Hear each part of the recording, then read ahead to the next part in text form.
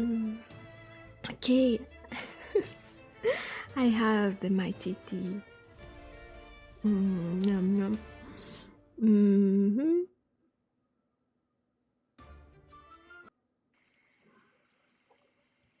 Hello, hello. Yaren, how are you?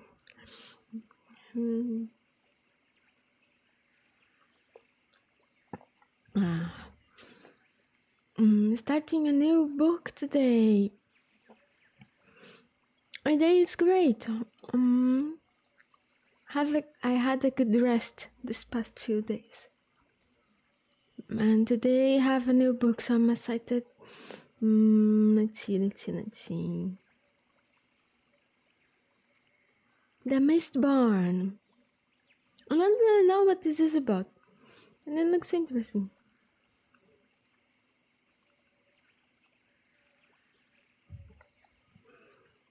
So, let's see. Let's open it.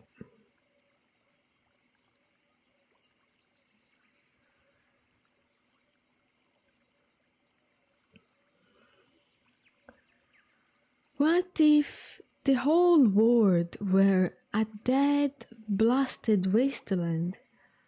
Oh, interesting. For 1,000 years. The others are a bit small. Hang on. For 1,000 years, the ash fell and no flowers bloomed. For 1,000 years, the skies lived in misery and lived in fear. For 1,000 years, the Lord Ruler, the Silver of Infinity, reigned with absolute power and ultimate terror, divinely invincible. Then, when hope was so long lost that not even its memory remained, a terribly scared, half-broken, half-scarred rediscovered it in the depths of the Lord Ruler's most hellish prison. Kelsier snapped and found himself in the powers of a mistborn. A brilliant thief and natural leader, he turned his talents to the ultimate capper, if the Lord Ruler himself was the mark. I suppose that's a summary of the book. I'm not gonna finish reading this.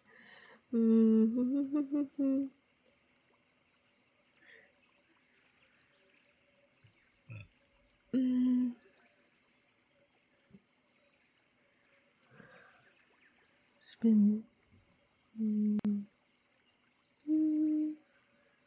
acknowledgements. I'm gonna skip that. The Final Empire, Tyrion, Serena, Falest, Doriel, Morag, Kaling, Torinost. That's a lot of places.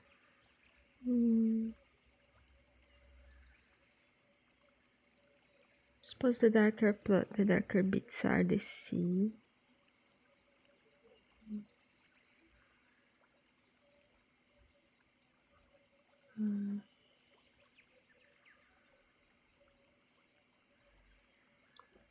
Map of the city. Looted. Scott. Is there a name here? Looted. No, there isn't. Rawr! Panther, yes, the second thing you brought is right. Yes, one person who gets it.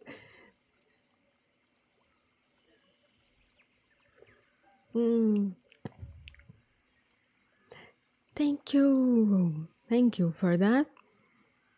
I guess maybe panthers is just rare in this world.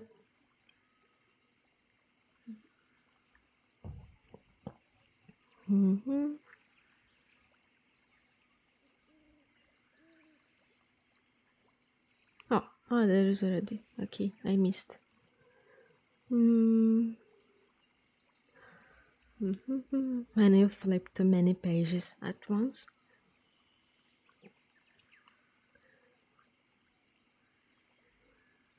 Sometimes I worry that I'm not the hero everyone thinks I am. The philosophers assure me that this is the time, that the signs have been met, but I still wonder if they have the wrong man. So many people depend on me.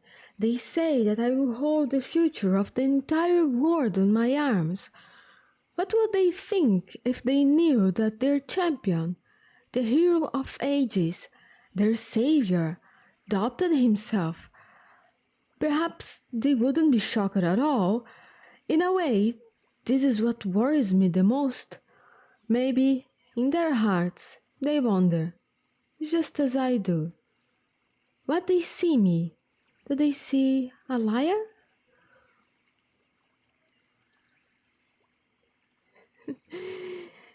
This is embarrassing. I'm really bad at spelling. No, it's okay. Don't worry about it.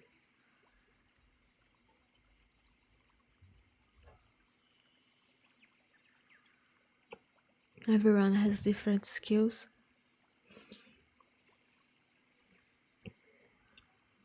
Prologue, Part 1. Ash fell from the sky.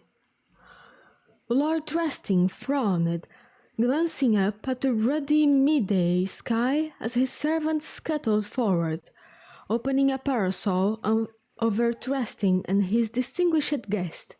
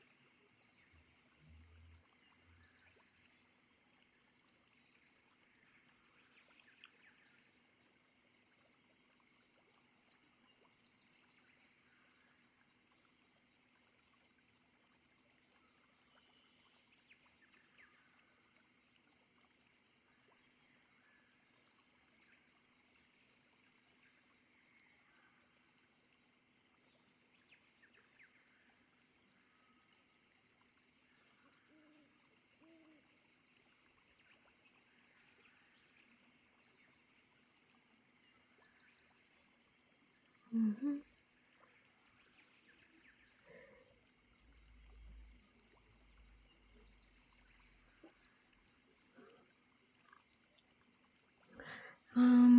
Okay, I'm sorry about Lumina's malfunction there. Should have to look into that later. So continuing.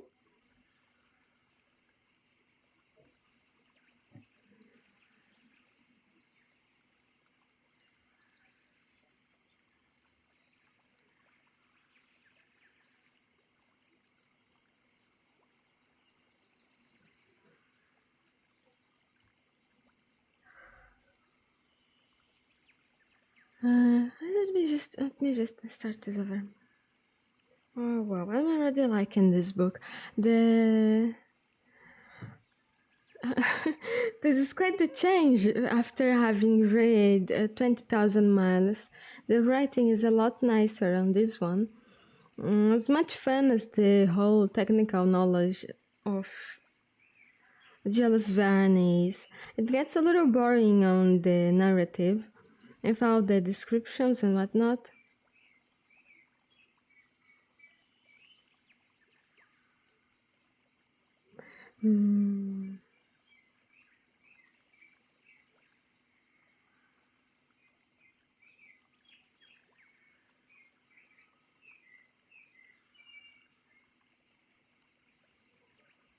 I don't know what is this. It wasn't like this before, was it? Nothing really changed. Some. Let's have Lumina check that. Hang on. Lumina, can you check this now, please?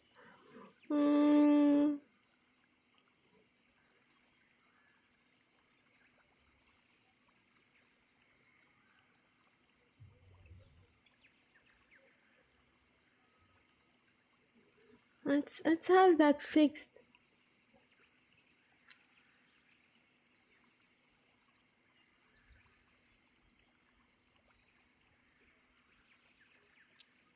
Um, um, um, um.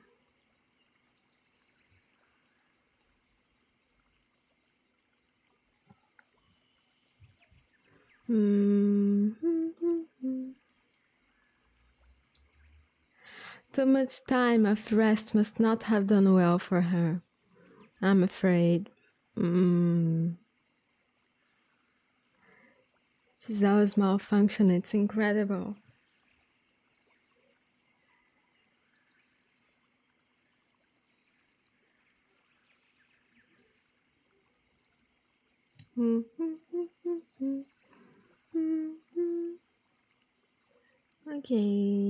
Okay, okay. Are you done?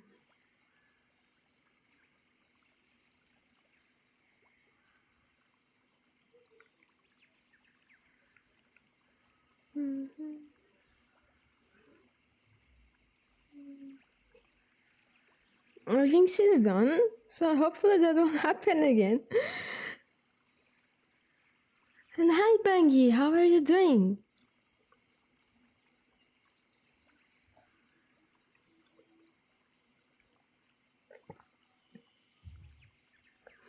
Mm,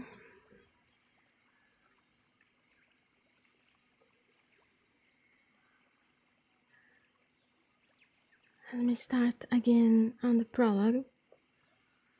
You arrived just in time.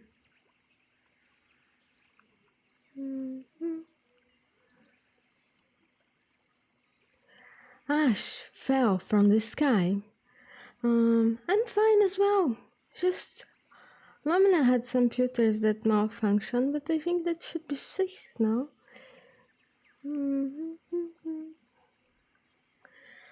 Excited for the new book. Lord Resting frowned, glancing up at the ruddy midday sky as his servants scuttled forward, opening a parasol over Trustin and his distinguished guest. Pat. Hope you're having a great day, and hope you enjoy this stream, Bangi.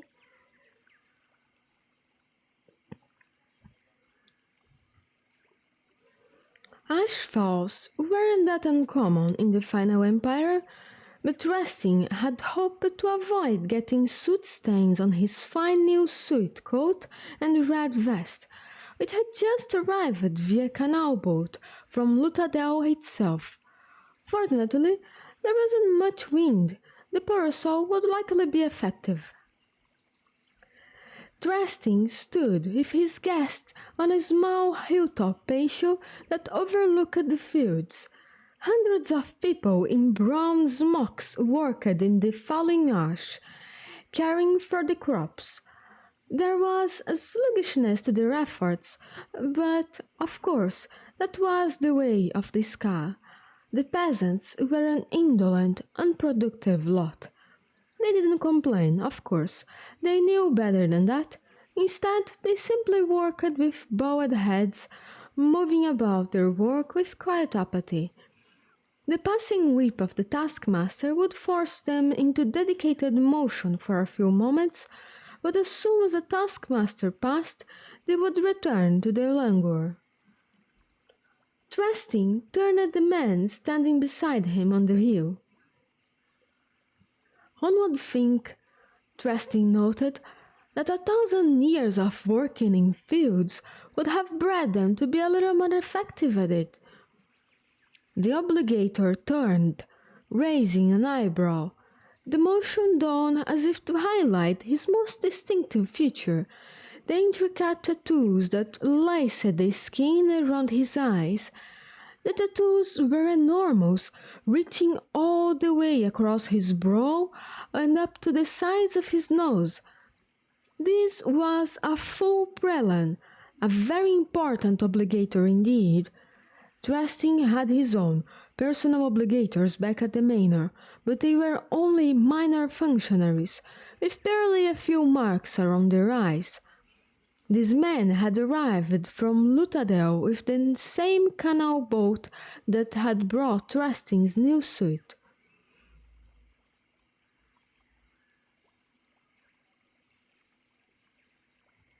Not gonna lie, I'm having the worst day in my life. Oh, what type of test is that?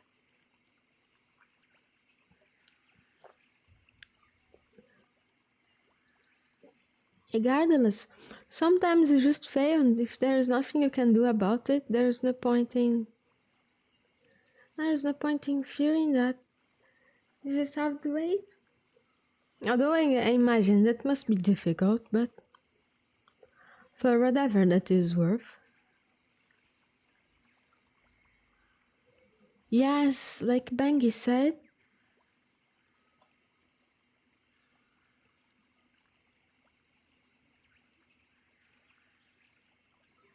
it can be difficult, but do your best, Danielle.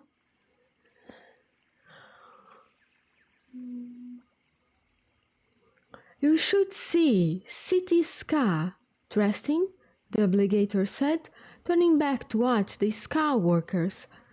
These are actually quite diligent compared to those inside the Lutadel. You have more direct control over your Ska here.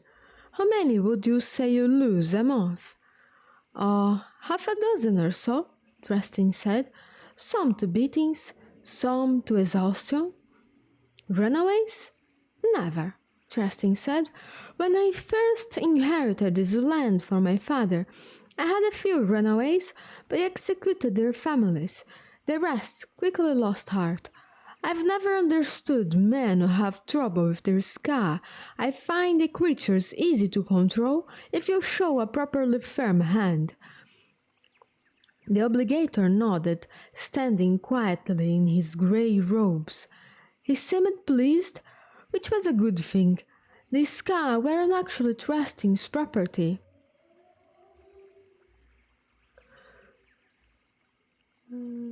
Like all ska, they belonged to the Lord Ruler. Trusting only leased the workers from his god, much in the same way he paid for the services of his obligators. The obligator looked down, checking his pocket watch, then glanced up the sun. Despite the ashfall, the sun was bright this day, shining a brilliant crimson red behind the smoky blackness of the upper sky. Trusting removed a handkerchief and wiped his brow. Thankful for the parasol's shade against the midday heat. Very well, Trusting, the obligator said. I will carry your proposal to Lord Venture, as requested. He will have favorable report from me on your operations here. Trusting held in a sigh of relief. An obligator was required to witness any contract or business deal between noblemen. True, even a lowly obligator like the ones Trusting employed could serve as such a witness, but it meant so much more to impress Venture's own obligator. The obligator turned toward him. I will leave back down the canal this afternoon. So soon? Trusting asked. Wouldn't you care to stay for supper? No, the obligator replied. Though there is another matter I wish to discuss with you. I came not only in the behest of Lord Venture, but to look in on some matters for the Canton of Inquisition. Rumors say that you like to dally with your ska woman. Trusting felt a chill. The obligator smiled. He likely meant it to be disarming, but Trusting only found it eerie. Don't worry yourself, Trusting, the obligator said. If there had been any real worries about our actions, the Steel Inquisitor would have been sent here in my place. Trusting nodded slowly. Inquisitor had never seen one of the inhuman creatures, and he had heard stories.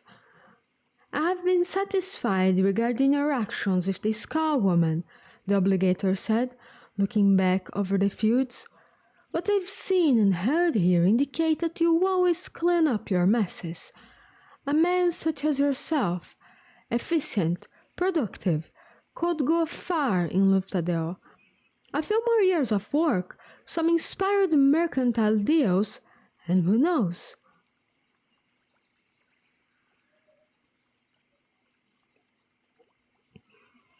The obligator turned away, and Trusting found himself smiling.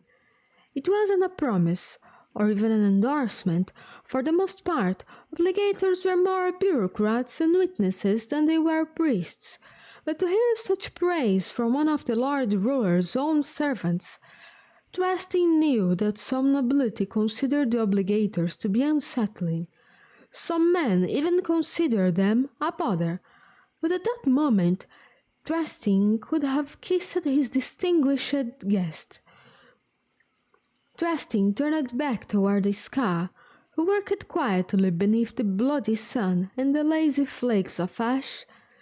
Trusting had always been a country nobleman, living on his plantation, dreaming of perhaps moving into Luthadel itself.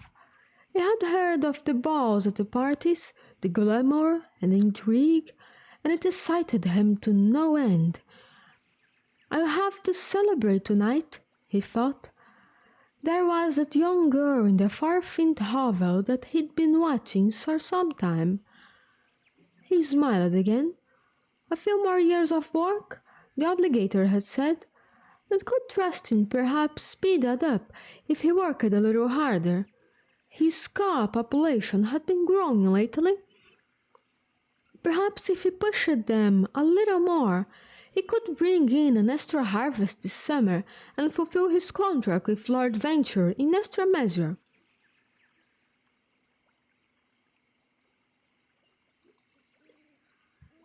Trusting nodded as he watched the crowd of lazy Ska, some working with their hoes, others on hands and knees, pushing the ash away from the fledgling crops. They didn't complain. They didn't hope. They barely dared think. That was the way it should be, for they were Ska. They were... Trusting froze as one of his Ska looked up. The man met Trusting's eyes, a spark, no, a fire of defiance showing in his expression. Trusting had never seen anything like it, not in the face of a Ska. Trusting stepped backward reflexively, a chill running through him, as the strange, straight-backed Ska held his eyes, and smiled. Trusting looked away. "Cordon," he snapped. The burly taskmaster rushed up to the incline. "Yes, my lord?" Trusting turned, pointing it. He frowned. Where had that Ska been standing? Working with their heads bowed, bodies stained by soot and sweat. They were so hard to tell apart. Trusting paused, searching. He thought he knew the place, an empty spot where nobody now stood. But no, that couldn't be it. The man couldn't have disappeared from the group so quickly. Where would he have gone?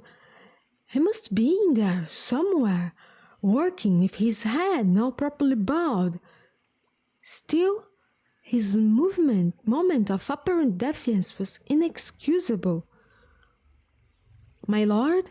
Cordon asked again.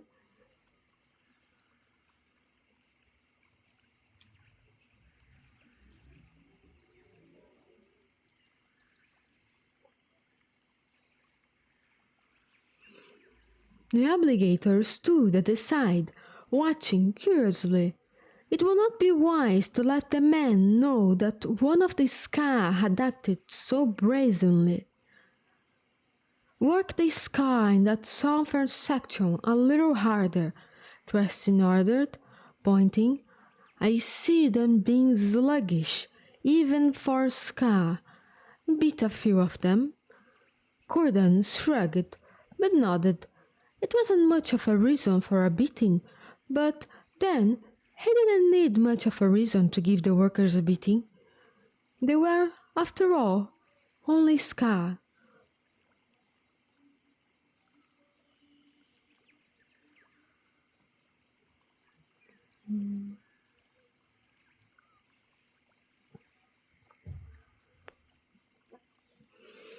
Kelsier had heard stories. He had heard whispers of times when, once, long ago, the sun had not been red, times when the sky hadn't been clogged by smoke and ash, when plants hadn't struggled to grow, when Ska hadn't been slaves, times before the Lord Ruler. Those days, however, were nearly forgotten. Even the legends were growing vague. Kelsier watched the sun, his eyes following the giant red disk as it crept toward the western horizon.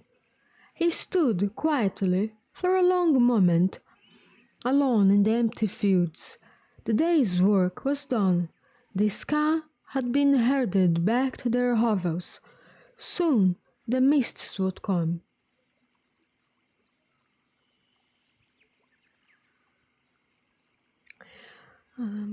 I'm glad it helps, Bungie. I hope you feel better soon.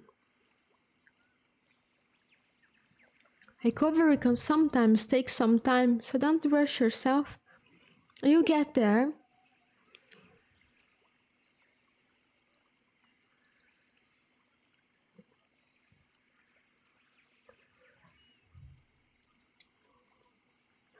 Eventually, Kelsier sighed, then turned to pick his way across the furrows and pathways, weaving between large heaps of ash. He avoided stepping on the plants, though he wasn't sure why he bothered. The crops hardly seemed worth the effort. When, with wilted brown leaves, the plants seemed as depressed as the people who tended them. The scarce hovels loomed in the waning light. Already, Kelsier could see the mists beginning to form, clouding the air and giving the mound-like buildings a surreal, intangible look. The hovel stood unguarded. There was no need for watchers, for no Ska would venture outside once night arrived. Their fear of the mists was far too strong. I'll have to cure them of that some day, Kelsier thought as he approached on the larger buildings. But all things in their own time. He pulled open the door and slipped inside. Conversation stopped immediately. Kelsier closed the door, then turned with a smile to confront the room of about 30 Ska. A fire pit burned weakly at the center, and a large cauldron beside it was filled with vegetable-dapped water, the beginnings of an evening meal. The soup would be bland, of course. Still, the smell was enticing.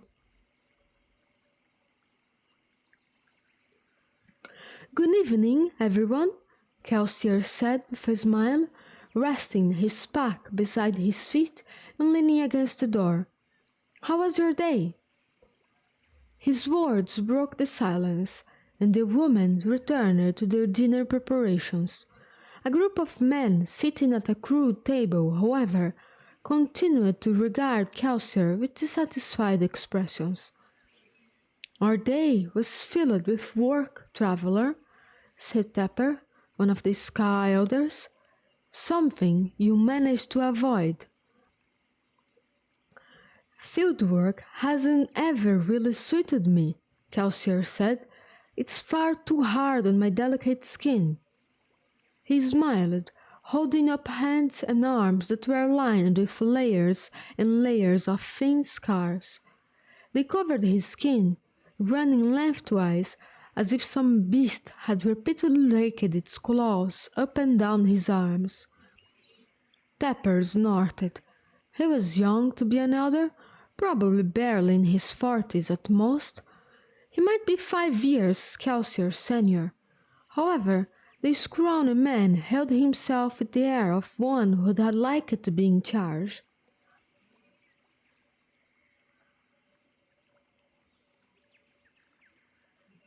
"I won't bother you anymore. It's okay, Bungie. Enjoy your time."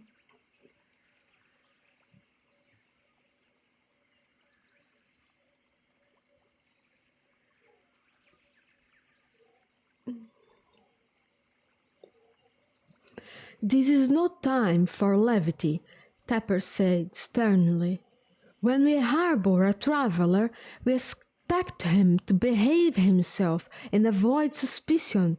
When you ducked away from the fields this morning, you could have earned a whipping from the men around you." "True," Kelsier said, "but those men could also have been whipped for standing in the wrong place, for pausing too long, or for coughing when a taskmaster walked by. I once saw a man beaten because his master claimed that it had blinked inappropriately." Tapper sat with his narrow eyes and a stiff posture, his arm resting on the table. His expression was unyielding. Kelsier sighed, rolling his eyes. "Fine. If you want me to go, I'll be off then." He slung his pack upon his shoulder and nonchalantly pulled open the door. Thick mist immediately began to pour through the portal, drifting lazily across Kelsier's body, pulling on the floor and creeping across the dirt like a hesitant animal. Several people gasped in horror, though most of them were too stunned to make a sound. Kelsier stood for a moment, staring out into the dark mists, their shifting currents lit feebly by the cooking pit's coals. "Close the door," Tapper's words were a plea, not a command. Kelsier did as requested, pushing the door closed and stemming the flood of white mist. "The mist is not what you think. You fear it too much." "Men who venture into the mist lose their souls," a woman whispered. Her words raised a question. Had Kelsier walked in the mists? What, then, had happened to his soul? "If only you knew," Kelsier thought. "Well, I guess this means I'm staying." He waved for a boy to bring him a stool. "It's a good thing, too. It would have been a shame for me to leave before I shared my news." More than one person perked up at the comment. This was the real reason they tolerated him, the reason even the timid peasants would harbor a man such as Kelsier, a Ska who defied the Lord Ruler's will by traveling from plantation to plantation. A renegade he might be, a danger to the entire community, but he brought news from the outside world. "I come from the north," Kelsier said, "from lands where the Lord Ruler's touch is less noticeable." He spoke in a clear voice, and people leaned unconsciously toward him as they worked. On the next day, Kelsier's words would be repeated to the several hundred people who lived in other hovels. The Ska might be subservient, but they were incurable gossips. "Local lords rule in the West," Kelsier said, "and they are far from the iron grip of the Lord Ruler and his obligators. Some of these distant noblemen are finding that happy Skas make better workers than mistreated Ska. One man, Lord Renox, has even ordered his taskmasters to stop unauthorized beatings. There are whispers that he's considering paying wages to his plantation Ska, like city craftsmen might earn." "Nonsense," Tapper said. "My apologies," Kelsier said. "I didn't realize that Goodman Tapper had been to Lord Renox's states recently. When you dined with him last, did he tell you something that he did not tell me?" Tapper blushed. Ska did not travel, and they certainly didn't dine with lords. "You think me a fool, traveler," Tapper said, "but I know what you're doing. You're the one they call the survivor. Those scars on your arms give you away. You're a troublemaker. You travel the plantations, stirring up discontent. You eat our food, telling our grand stories and your lies. Then you disappear and leave people like me to deal with the false hopes you give our children. Kelsier raised an eyebrow. Now, Goodman Tapper, he said, your worries are completely unfounded. Why, I have no intention of eating your food. I brought my own. With that, Kelsier reached over and tossed his pack onto the earth before Tapper's table. The loose bag slumped to the side, dumping an array of foods to the ground. Fine breads, fruits, and even a few thick, curried sausages bounced free. A summer fruit rolled across the packed earthen floor, and he bumped lightly against Tapper's foot. The middle-aged Ska regarded the fruit with stunned eyes. That's nobleman's food.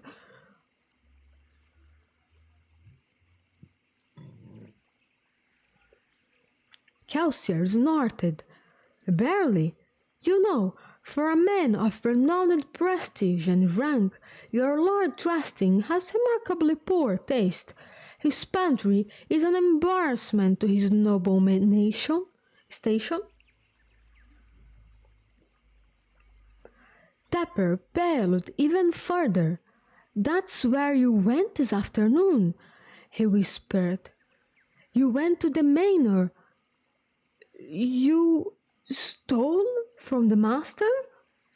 Indeed, Kelsier said, and might I add that while your lord's taste in food is deplorable, his eye for soldiers is far more impressive. Sneaking into his manor during the day was quite a challenge.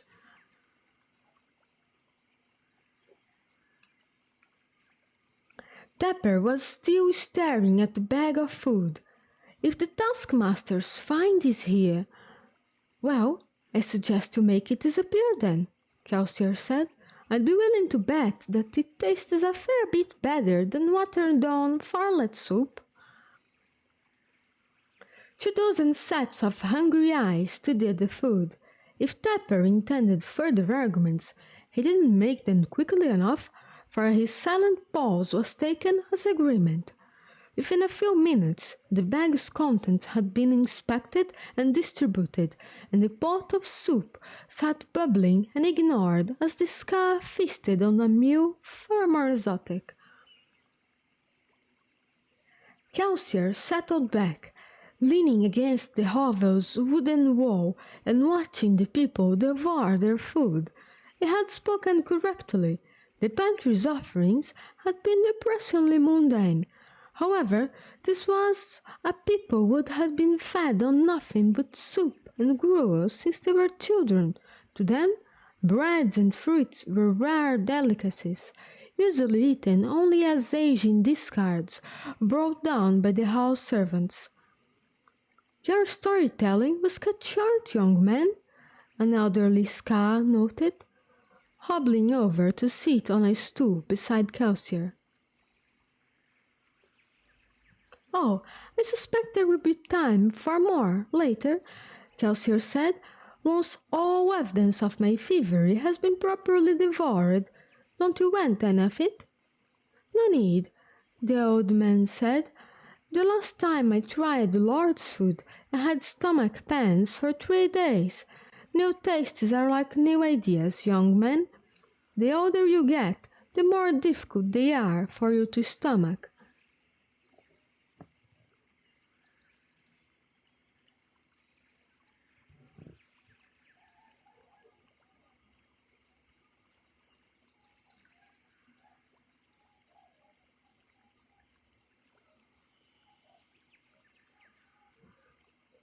I'm quite liking this Kelsier. Sounds like a fun guy. I wonder where he's going to go with this.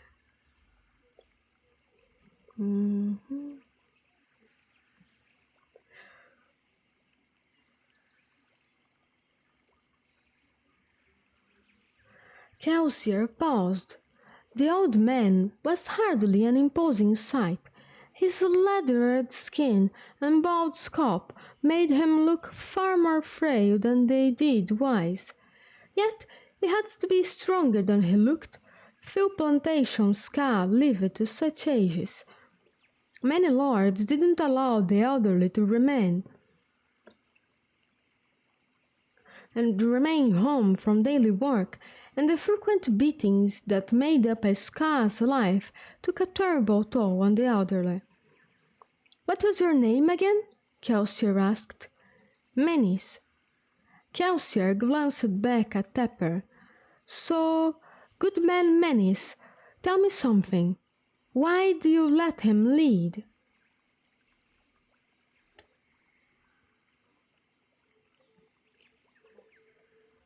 Menis shrugged. "When you get to be my age, you have to be very careful when you waste your energy. Where you waste your energy. Some battles you just aren't worth fighting." There was an implication in Manny's eyes. He was referring to things greater than his own struggle with Tepper. "You're satisfied with this, then?" Kelsier asked, nodding toward the hovel and its half-starved, overworked occupants. "You're content with a life full of beatings and endless drudgery?" "At least it's a life," Manny said. "I know that wage malcontent and rebellion bring. The eye of the Lord Ruler and the ire of the Steel Ministry can be far more terrible than a few whippings.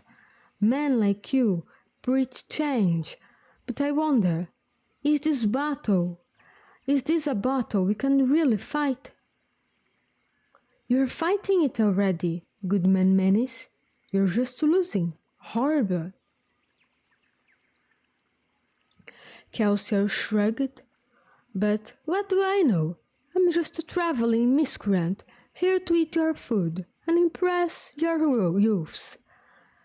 Menis shook his head.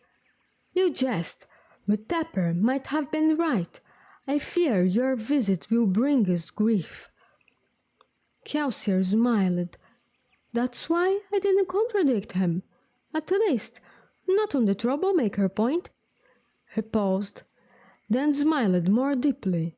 "In fact, I'd say calling me a troublemaker is probably the only accurate thing Tepper has said since I got here." "How do you do that?" Menis asked, frowning. "What?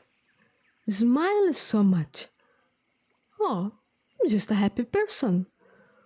Menis glanced down at Kelsier's hands. "You know, I've only seen scars like those on one other person, and he was dead. His body was returned to Lord Trusting as proof that his punishments had been carried out."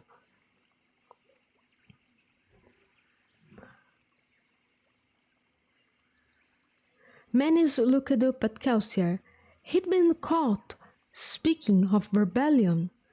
Trusting sent him to the pits of Halfsin, where he was worked until he died. The lad lasted less than a month.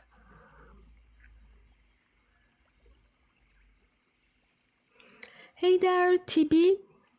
How are you doing?" "Welcome aboard. Hope you enjoy your time here."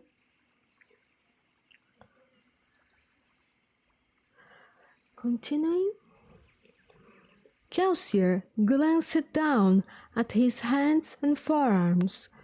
They still burned sometimes, though he was certain the pain was only in his mind. He looked up at Menis and smiled. "You ask why I smile, Goodman Menis? Well, the Lord Ruler thinks he has claimed laughter and joy for himself. I'm disinclined to let him do so. This is one battle that doesn't take very much effort to fight." Menis stared at Kelsier, and for a moment Kelsier thought the old man might smile in return. However, Menes eventually just shook his head. I don't know. I just don't. The scream cut him off. It came from outside, perhaps to the north, though the mist distorted sounds. The people in the hovel fell silent, listening to the faint, high-pitched yells. Despite the distance in the mist, Kelsier could hear the pain contained in those screams. Kelsier burned thin. It was simple for him now, after years of practice. The tin sat with other aromatic metals within his stomach, swallowed earlier, waiting for him to draw upon them. He reached inside with his mind and touched the tin, tapping powers he still barely understood. The tin flared to life within him, burning his stomach like the sensation of a hot drink swallowed too quickly. Allomantic power surged through his body, enhancing his senses. The room around him became crisp, the dull fire pit flaring to near blinding brightness. He could feel the grain in the wood of the stool beneath him. He could still taste the remnants of the leaf of bread he'd smacked on earlier. Most importantly, he could hear the screams with supernatural ears. Two separate people were yelling. One was an older woman, the other a younger woman, perhaps a child. The younger screams were getting farther and farther away.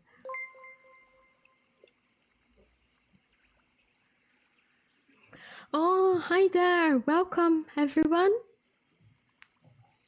I did bring tea. That's great. Tea is a staple around here. Hey there. How are you doing? I hope you had a great stream. Thank you. Enjoy your time here and reading The Mistborn today. I just started on it a while ago.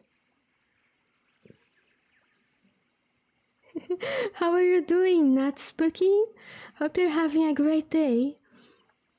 Pat pat. Sweets, nice. Sweets are great.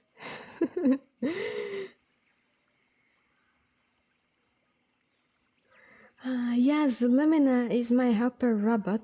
She does speak sometimes.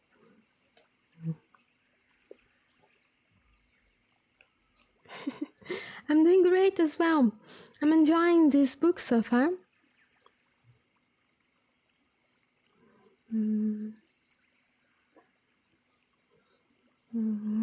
So, continuing. Thank you.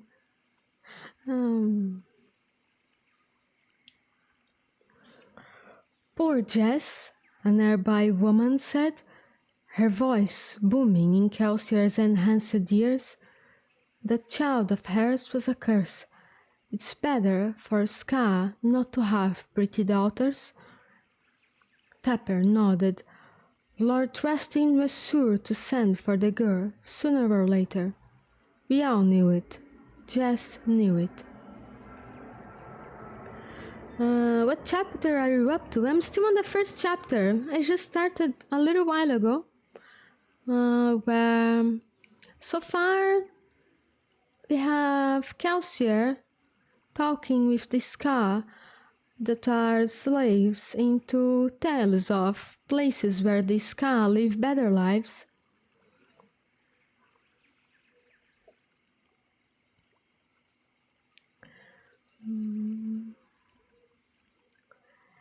It is indeed quite the noble goal.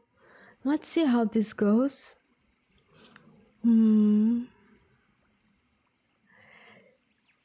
Tapper nodded. Lord Trusting was sure to send for the girl sooner or later. We all knew it. Jess knew it. Still a shame, though, another man said. The screams continued in the distance. Burning thin, Kelsier was able to judge the direction accurately.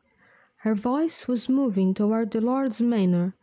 The sounds set something off within him, and he felt his face flush with anger. Kelsier turned. Does Lord Trusting ever return the girls after he's finished with them? Old Menace shook his head. Lord Trusting is a law-abiding nobleman. He has the girls killed after a few weeks. He doesn't want to catch the eye of the Inquisitors. That was the Lord Ruler's command. He couldn't afford to have half-breed children running around.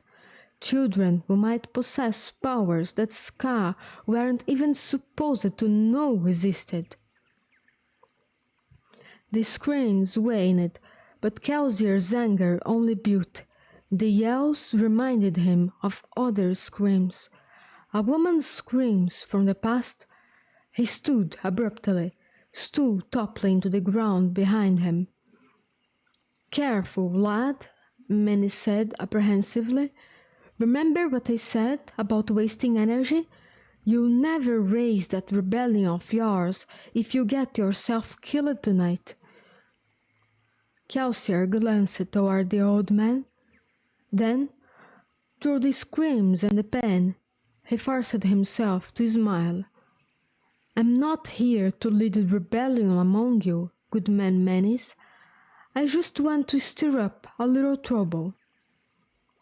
What good could that do? Kelsier's smile deepened. New days are coming.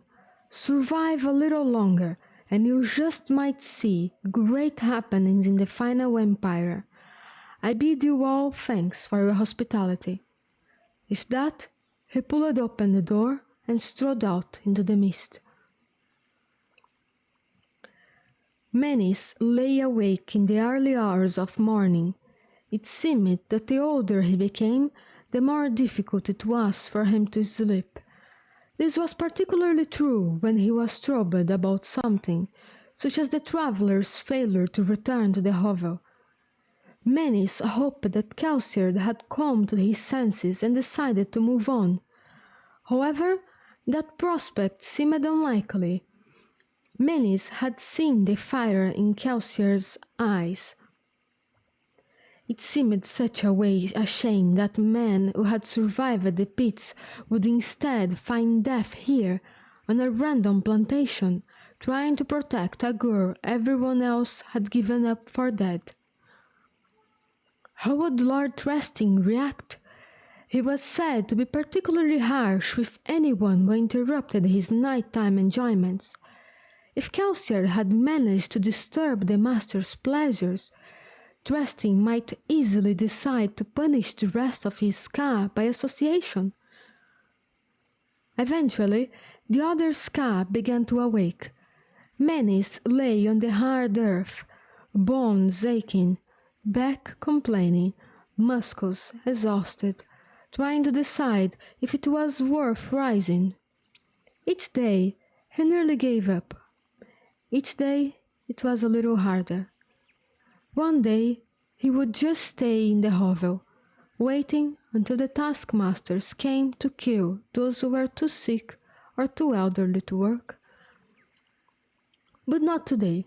He could see too much fear in the eyes of the Ska. They knew that Kelsier's nighttime activities would bring trouble. They needed Menace. They looked to him. He needed to get up.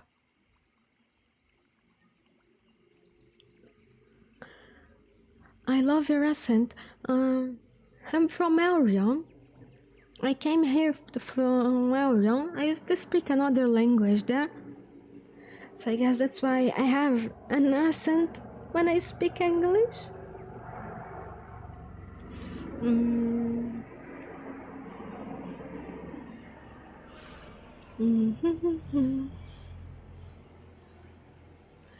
and so he got up. Once he started moving, the pangs of age decreased slightly, and he was able to shuffle out of the hovel towards the fields, leaning on a younger man for support. It was then that he caught a scent in the air. "What's that?" he asked. "Do you smell smoke?" Sean, the lad upon whom Menis leaned, paused. The last remnants of the night's mists had burned away, and the red sun was rising behind the sky's usual haze of blackish clouds. "I always smell smoke lately," Sean said. "The ash mounts are violent this year." "No," Menis said, feeling increasingly apprehensive. "This is different." He turned to the north, towards where a group of Ska were gathering. He let go of Sean, shuffling toward the group, feet kicking up dust and ash as he moved. At the center of the group of people, he found Jess. Her daughter, the one they all assumed had been taken by Lord Resting, stood beside her. The young girl's eyes were red from lack of sleep, but she appeared unharmed. "She came back not long after they took her," the woman was explaining. "She came and pounded on the door, crying in the mist. Flann was sure it was just a mist wraith impersonating her, but I had to let her in. I don't care what he says. I'm not giving her up. I brought her out in the sunlight, and she didn't disappear. That proves she's not a mist wraith." Menis stumbled back. The growing crowd. Did none of them see it? No taskmasters came to break up the group. No soldiers came to make the morning population counts. Something was very wrong. Menis continued to the north, moving frantically toward the manor house. By the time he arrived, others had noticed the twisting line of smoke that was just barely visible in the morning light. Menis wasn't the first to arrive at the edge of the short hilltop plateau, but the group made way for him when he did.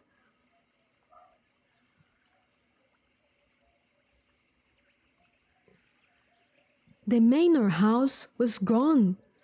Only a blackened, smoldering scar remained. "By the Lord Ruler," Menis whispered, "what happened here?" "He killed them all." Menis turned. The speaker was Jess' girl. She stood, looking down at the fallen house, a satisfied expression on her youthful face. "They were dead when he brought me out," she said. "All of them. The soldiers, the taskmasters, the lords. Dead. Even Lord Resting and his obligators. The master had left me, going to investigate when the noises began. On the way out, I saw him lying in his own blood, stab wounds in his chest. The man who saved me threw a torch in the building as we left."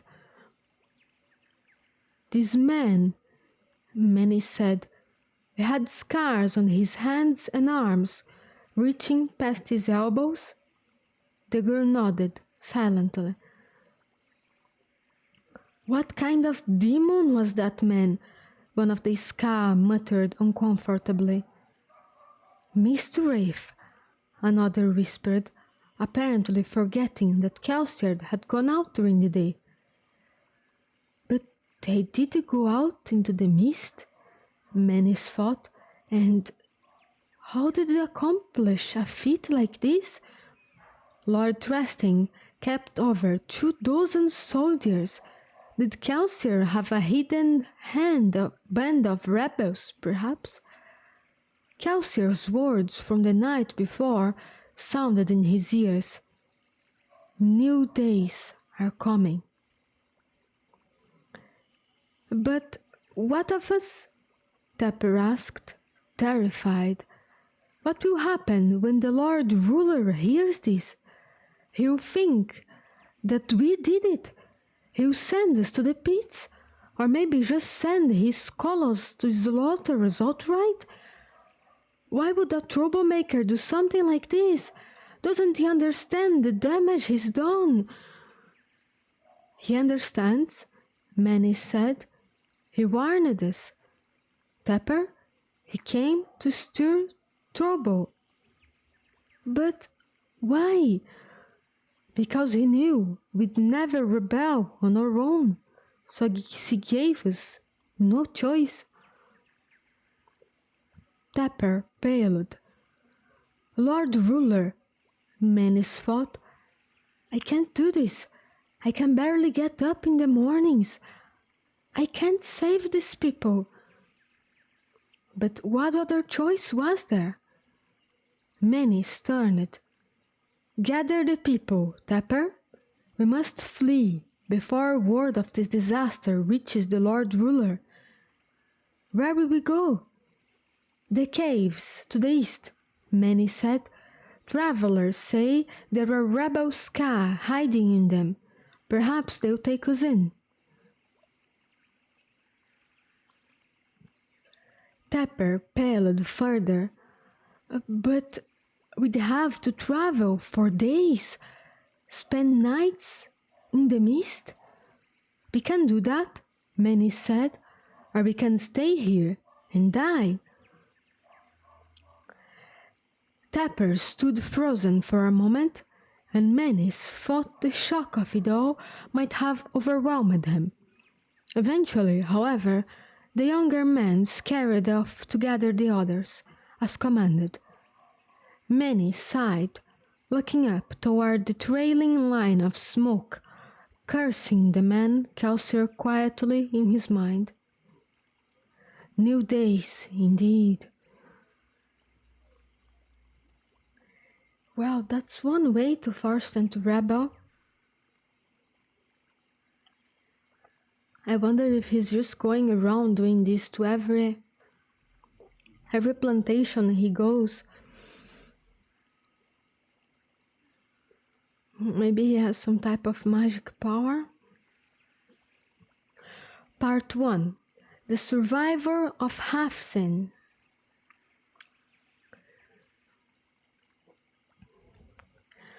I consider myself to be a man of principle, but what man does not? Even the cutthroat, I have noticed, consider his actions moral after a fashion. Perhaps another person, reading of my life, would name me a religious tyrant. He could call me arrogant. What is to make that man's opinion any less valid than my own? I guess it all comes down to one fact. In the end, I'm the one with the armies.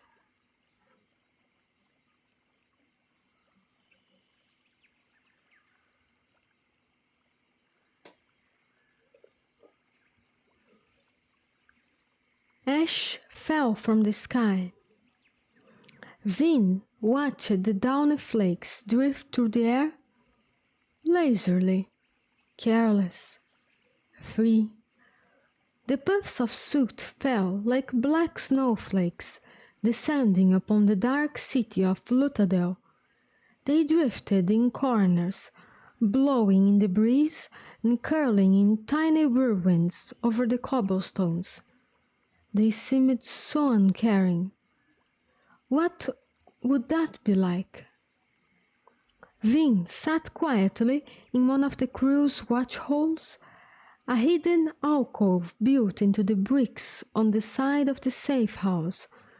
From within it, a crew member could watch the street for signs of danger. Vin wasn't on duty. The watch hole was simply one of the few places where she could find solitude. And Vin liked solitude.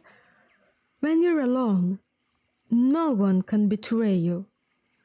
Rin's words. Her brother had taught her so many things. then had reinforced them by doing what he'd always promised he would, by betraying her himself. It's the only way you learn. Anyone will betray you, then. Anyone. The ash continued to fall. Sometimes Vin imagined she was like the ash, or the wind, or the mist itself, a thing without thought, capable of simply being, not thinking, caring, or hurting. Then she could be free. She heard the shuffling a short distance away. Then the trapdoor at the back of the small chamber snapped open. "Vin," Olaf said, sticking his head into the room. "There you are. Camon's been searching for you for half an hour." "That's kind of why I hid in the first place." "You should get going," Olaf said. "The job's almost ready to begin." Olaf was a gangly boy. Nice, after his own fashion. Naive, if one who had grown up in the underworld could ever really be called naive. Of course, that didn't mean he wouldn't betray her. Betrayal had nothing to do with friendship. It was a simple fact of survival. Life was harsh in the streets. And if a ska thief wanted to keep from being caught and executed, it had to be practical. And ruthlessness was the very most practical of emotions. Another of Rin's sayings. "Well?" Olaf asked. "You should go." "Camon's mad." "When is he not?" However, Vin nodded, scrambling out of the cramped yet comforting confines of the watch-hole. She brushed past Olaf and hopped out of the trapdoor, moving into a hallway, then a run-down pantry. The room was one of many at the back of the store that served as a front for the safe house. The crow's lair itself was hidden in a tunneled stone cavern beneath the building. She left the building through a back door, Olaf trailing behind her. The job would happen a few blocks away, in a richer section of town. It was an intricate job, one of the most complex Vin had ever seen. Assuming Camon wasn't caught, the payoff would be great indeed. If he was caught, well, scamming noblemen and obligators was a very dangerous profession, but it certainly beat working in the forges or the textile mills. Vin exited the alleyway, moving out into the dark, tenement-lined street in one of the city's many ska slums. Ska, too sick to work, lay huddled in corners and gutters, ash drifting around them. Vin kept her head down and pulled up her cloak's hood against the still falling flakes. Free? No, I'll never be free. Rin made certain of that when he left. "There you are!" Camon lifted a squat, fat finger and jabbed it toward her face. "Where were you?" Vin didn't let hatred or rebellion show in her eyes. She simply looked down, giving Camon what he expected to see. There were other ways to be strong. That lesson she had learned on her own. Camon growled slightly, then raised his hand and backhanded her across the face. The force of the blow drove Vin back against the wall, and her cheek blazed with pain. She slumped against the wood, but bore the punishment silently. Just another bruise. She was strong enough to deal with it. She'd done so before. What's your favorite anime? There are so many great anime, it's hard to pick just one. But I think The Journey of Felina and Shakugan no Shana are really nice. Not have many others. Although I haven't yet had the chance to watch too many of them since I've gotten here on Earth. But I've liked those. Okay, continuing. Listen, Camon's hissed. This is an important job. It's worth thousands of boxings, worth more than you 100 times over. I won't have you following it up, understand? Vin nodded. Camon studied her for a moment, his spudgy face red with anger. Finally, he looked away, muttering to himself. He was annoyed about something more than just Vin. Perhaps he had heard about the Ska rebellion several days to the north. One of the provincial lords, Temos Dressin, had apparently been murdered, his manor burned to the ground. Such disturbances were bad for business. They made the aristocracy more alert and less gullible. That, in return, could cut seriously into Camon's profits. He's looking for someone to punish, Vin thought. He always gets nervous before a job. She looked up at Camon, tasting blood on her lip. She must have let some of her confidence show, because he glanced at her out of the corner of his eye, and his expression darkened. He raised his hand, as if to strike her again. Vin used up a bit of her luck. She expanded just a smidgen. She'd need the rest for the job. She directed the look at Camon, calming his nervousness. The crew leader paused, oblivious to Vin's touch, yet feeling its effects nonetheless. He stood for a moment, then he sighed, turning away and lowering his hand.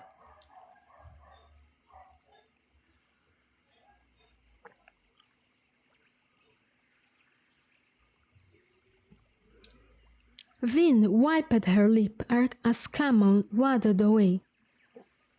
The thief master looked very convincing in his nobleman's suit. It was a rich costume, as Vin had never seen. It had a white shirt overlaid by a deep green vest with engraved gold buttons. The black suit coat was long, after the current fashion, and he wore a matching black hat. His fingers sparkled with rings, and he even carried a fine dueling cane. Indeed, Camon did an excellent job of imitating a nobleman. When it came to playing a role, there were few thieves more competent than Camon, assuming he could keep his temper under control. The room itself was less impressive. Vin pulled herself to her feet as Camon began to snap at some of the other crew members. They had rented one of the suites at the top of a local hotel. Not too lavish, but that was the idea. Camon was going to be playing the part of Lord Jeddu, a country nobleman who had hit upon hard financial times and came to Luthadel to get some final desperate contracts. The main room had been transformed into a sort of audience chamber, set with a large desk for Camon to sit behind, the walls decorated with cheap pieces of art. Two men stood beside the desk, dressed in formal steward's clothing. They could play the part of Camon's manservants. "What is this ruckus?" a man asked. entering the room. He was tall, dressed in a simple grey shirt and a pair of slacks, with a thin sword tied at his waist. Theron was the other crew leader. This particular scan was actually his. He'd brought in Camon as a partner. He needed someone to play Lord Jadu, and everyone knew that Camon was one of the best.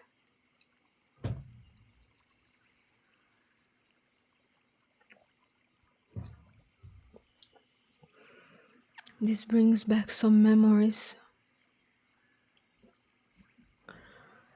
Camon looked up.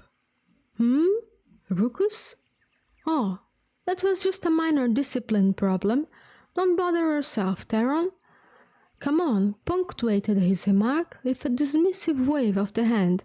There was a reason he played such a good aristocrat. He was arrogant enough that he could have been from one of the great houses. Theron's eyes narrowed. Vin knew what the man was probably thinking. He was deciding how risky it would be to put a knife in Camon's fat back once the scam was over. Eventually, the taller crew leader looked away from Camon, glancing at Vin. "Who's this?" he asked. "Just a member of my crew," Camon said. "I thought we didn't need anyone else." "Well, we need her," Camon said. "Ignore her. My end of the operation is none of your concern."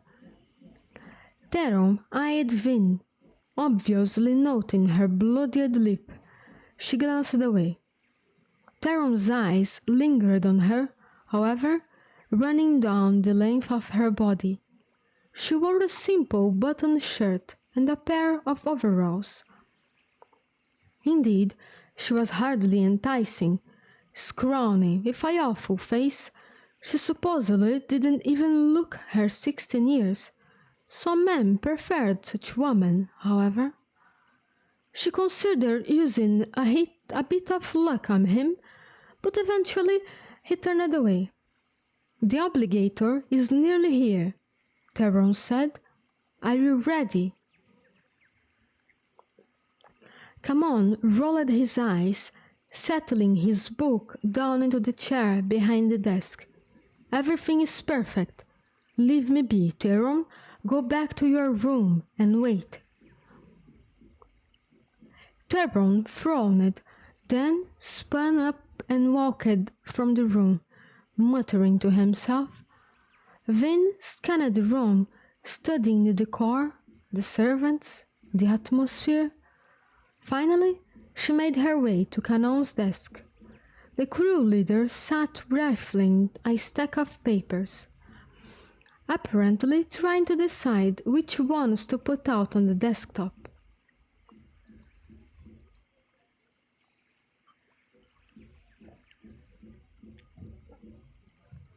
"Come on," Vin said quietly.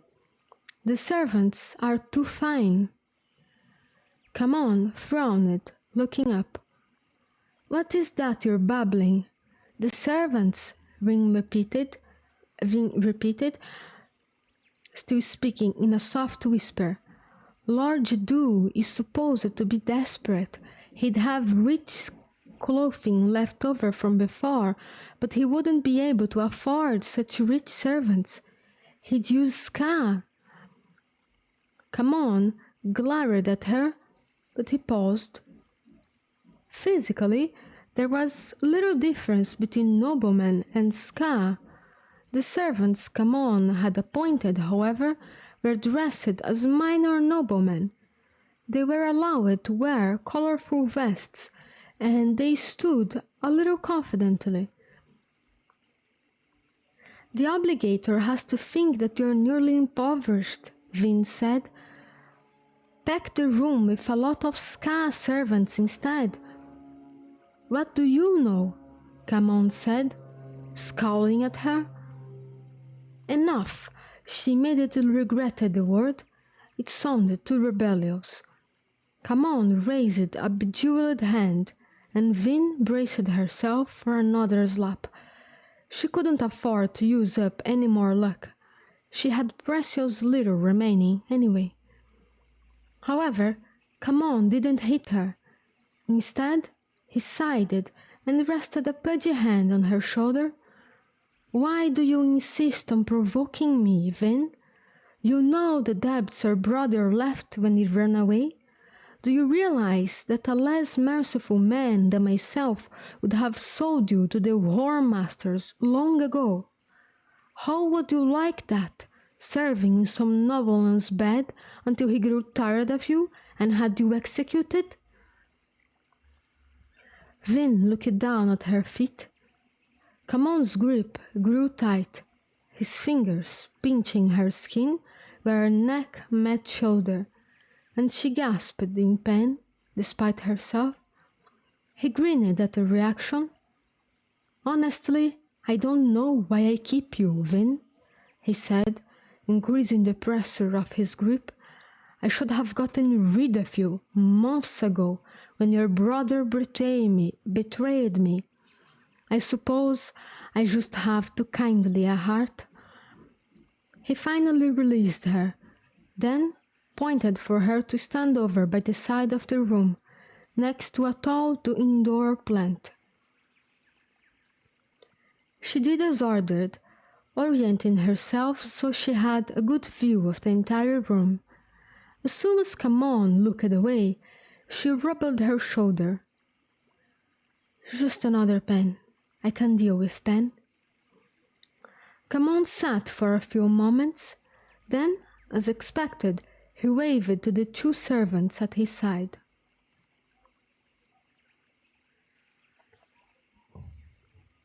"You two," he said, "you're dressed too richly. Go put on something that makes you look like ska servants instead, and bring back 6 more men with you when you come." Soon the room was filled as Vin had suggested. The obligator arrived a short time later. Vin watched Brilliant Lard step haughtily into the room. Shaved bald, like all obligators, he wore a set of dark grey robes. The ministry tattoos around his eyes identified him as a Brilliant, a senior bureaucrat in the ministry's canton of finance. A set of lesser obligators trailed behind him, their eye tattoos far less intricate. Camon rose as the Brilliant entered, a sign of respect, something even the highest of the great house noblemen would have shown to an obligator of Lard's rank. Lard gave no bow or acknowledgment of his own, instead striding forward and taking the seat in front of Camon's desk. One of the crewmen, impersonating a servant, rushed forward, bringing chilled wine and fruit for the obligator. Lard picked at the fruit, letting the servant stand obediently, holding the platter of food as if it were a piece of furniture. "A large ado," Lard finally said. "I am glad we finally have the opportunity to meet." "As I am, Your Grace," Camon said. "Why is it again that you were unable to come to the Campton building, instead requiring that I visit you here?" "My knees, Your Grace," Camon said. "My physicians recommend that I travel as little as possible." "And you were rightfully apprehensive about being drawn into a ministry stronghold?" Vin thought. "I see," Lard said. "Bad knees, an unfortunate attribute in a man who deals in transportation?" "I don't have to go on the trips, Your Grace," Camon said, bowing his head. "Just organize them." "Good," Vin thought. "Make sure, remain subservient, come on. You need to seem desperate." Vin needed to scam to succeed. Camon threatened her and he beat her, but he considered her a good luck charm. She wasn't sure if he knew why his plans went better when she was in the room, but he had apparently made the connection. That made her valuable. And Rin had always said that the surest way to stay alive in the underworld was to make yourself indispensable. "I see," Lard said again. "Well, I fear that our meeting has come too late for your purposes. The Canton of Finance has already voted on your proposal." "So soon?" Camon asked with genuine surprise. "Yes," Laird replied, taking a sip of his wine, still not dismissing the servant. "You have decided not to accept your contract." Camon sat for a moment, stunned. "I'm sorry to hear that, Your Grace." "Laird came to meet you," Vin thought. "That means he's still in a position to negotiate."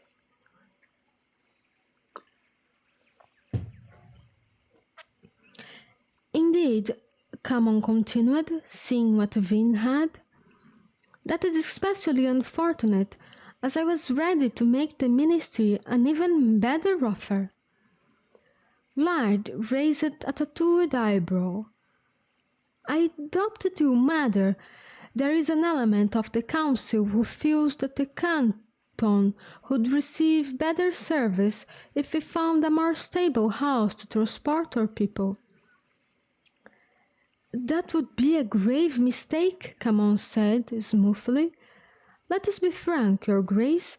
We both know that this contract is House Jedul's last chance. Now that we've lost the Fanwar deal, we cannot afford to run our canal boats to Luthadel anymore. Without the Ministry's patronage, my house is financially doomed." "This is doing very little to persuade me, Your Lordship," the obligator said. "Isn't it?" Camon asked.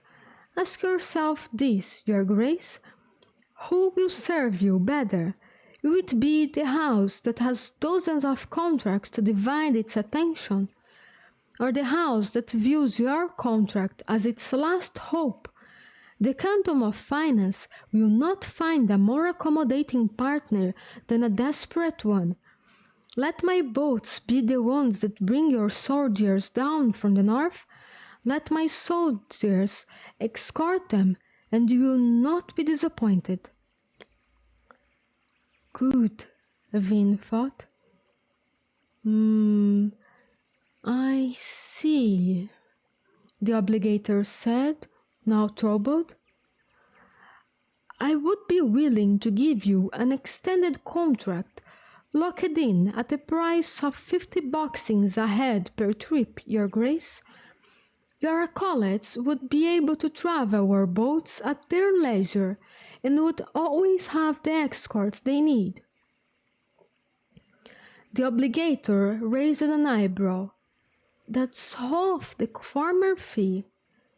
"I told you," Camon said, "we're desperate. My house needs to keep its boats running. 50 boxings will not make us a profit, but that doesn't matter.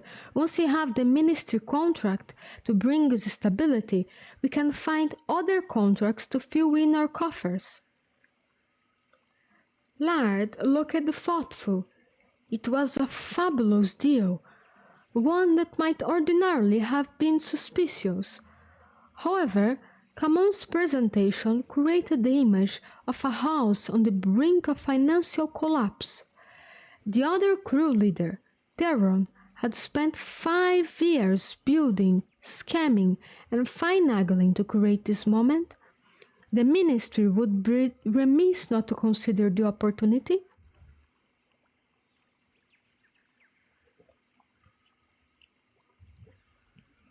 Laird was realizing just that. The Steel Ministry was not just a force of bureaucracy and legal authority in the final empire.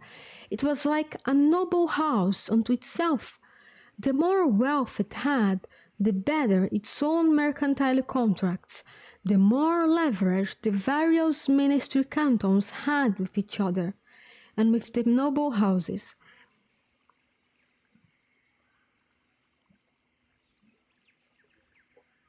Laird was still obviously hesitant, however. Vin could see the look on his eyes, the suspicion she knew well. He was not going to take the contract. Now, Vin thought, it's my turn. Vin used her luck on Laird. She reached out tentatively, not even really sure what she was doing or why she could even do it, yet her touch was instinctive, trained through years of subtle practice. She'd been 10 years old before she'd realized that other people couldn't do what she could. She pressed against Laird's emotions, dampening them. He became less suspicious, less afraid, docile. His worries melted away, and Vin could see a calm sense of control begin to assert itself in his eyes. Yet, Laird still seemed slightly uncertain. Vin pushed harder. He cocked his head, looking thoughtful. He opened his mouth to speak, but she pushed against him again, desperately using up her last pinch of luck. He paused again. Very well, he finally said. I will take this new proposal to the council. Perhaps an agreement can still be reached.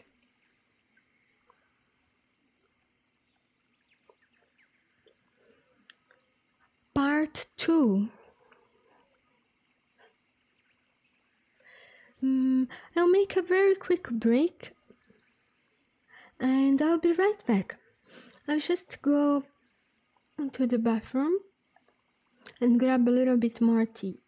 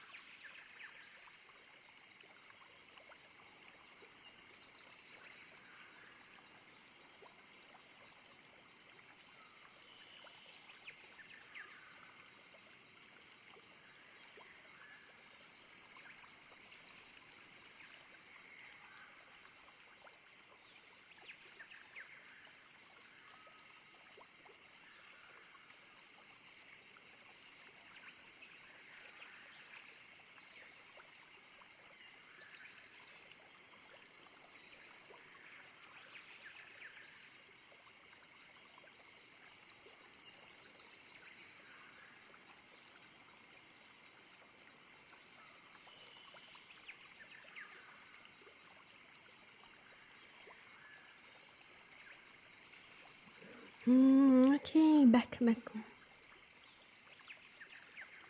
Mhm. So, continuing on part 2.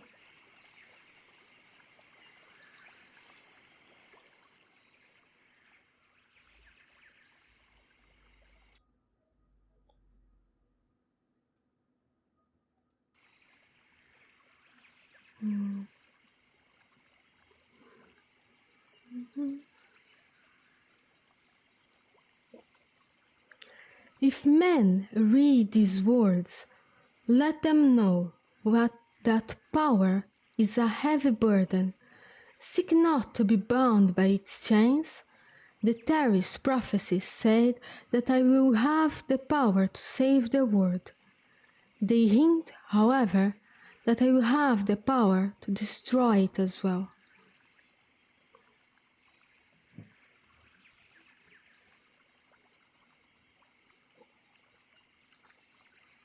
Oh, more of Kelsier. In Kelsier's opinion, the city of Luthadel, seat of the Lord Ruler, was a gloomy sight. Most of the buildings had been built from stone blocks, with the tiled roofs for the wealthy, and simple, peaked wooden roofs for the rest. The structures were packed closely together, making them seem squat despite the fact that they were generally 3 stories high. The tenements and shops were uniform in appearance. This was not a place to draw attention to oneself, unless, of course, you were a member of the high nobility. Interspersed throughout the city were a dozen or so monolithic keeps, intricate, with rows of spear-like spires or deep archways. These were the homes of the high nobility. In fact, they were the mark of a high noble family. Any family who could afford to build a keep and maintain a high-profile presence in Luthadel was considered to be a great house. Most of the open ground in the city was around these keeps. The patches of space amidst the tenements were like clearings in a forest. The keeps themselves were like solitary mounts rising above the rest of the landscape. Black mountains, like the rest of the city, the keeps were stained by countless years of ashfalls.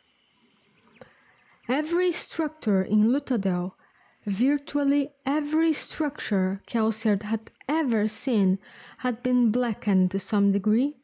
Even the city wall, upon which Kelsier now stood, was blackened by a patina of soot.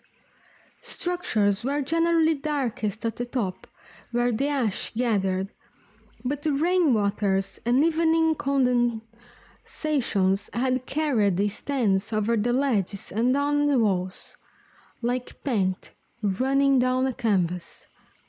The darkness seemed to creep down on the sides of buildings in an uneven gradient. The streets, of course, were completely black. Kelsier stood, waiting, scanning the city as a group of ska workers worked on the street below, clearing away the latest mounds of ash. They take it to the river Chanarel, which ran through the center of the city, sending the piles of ash to be washed away, lest it pile up and eventually bury the city. Sometimes, Kelsier wondered why the entire empire wasn't just one big mound of ash. He supposed the ash must break down into soil eventually. Yet, it took a ridiculous amount of effort to keep cities and fields clear enough to be used.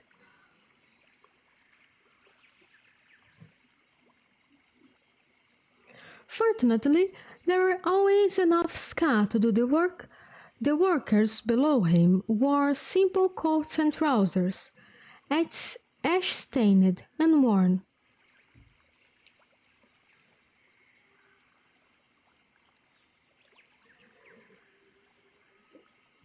Like the plantation workers he had left behind several weeks before.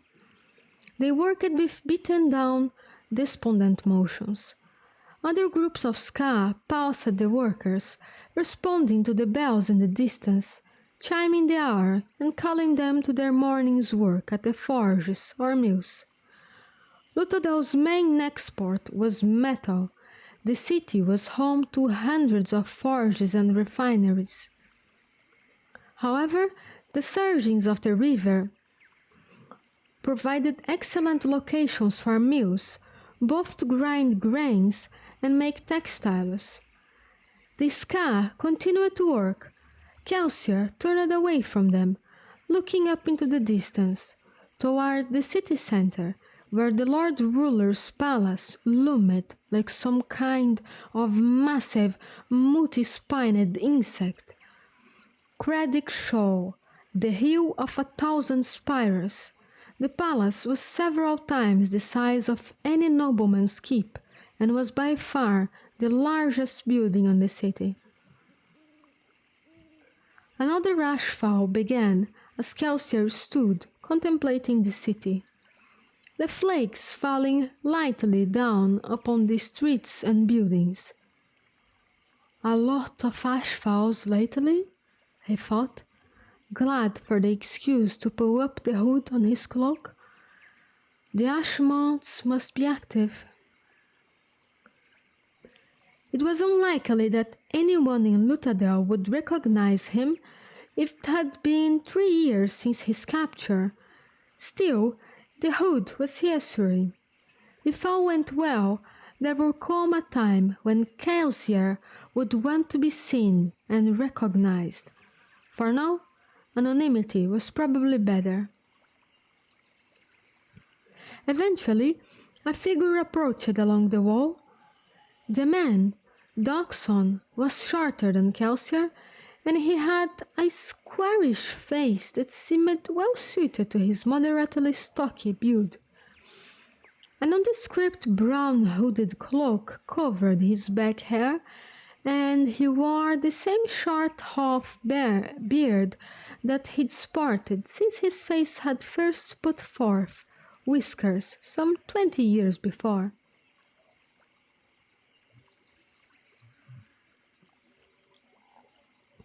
He, like Kelsier, wore a nobleman's suit, collared vest, dark coat and trousers, and a thin cloak to keep off the ash. The clothing wasn't rich, but it was aristocratic, indicative of the Luthadel's middle class. Most men of noble birth weren't wealthy enough to be considered part of a great house, yet In the final empire, nobility wasn't just about the money, it was about lineage and history, and the Lord Ruler was immortal, and he apparently still remembered the men who had supported him during the early days of his reign. The descendants of those men, no matter how poor they became, would always be favored. The clothing would keep passing guard patrols from asking too many questions. In the cases of Kelsier and Doxon, of course, that clothing was a lie. Neither was actually noble, though technically Kelsier was a half-blood. In many ways, however, that was worse than being just a normal Ska. Kitty, what is it? I'm reading. I can't be quiet.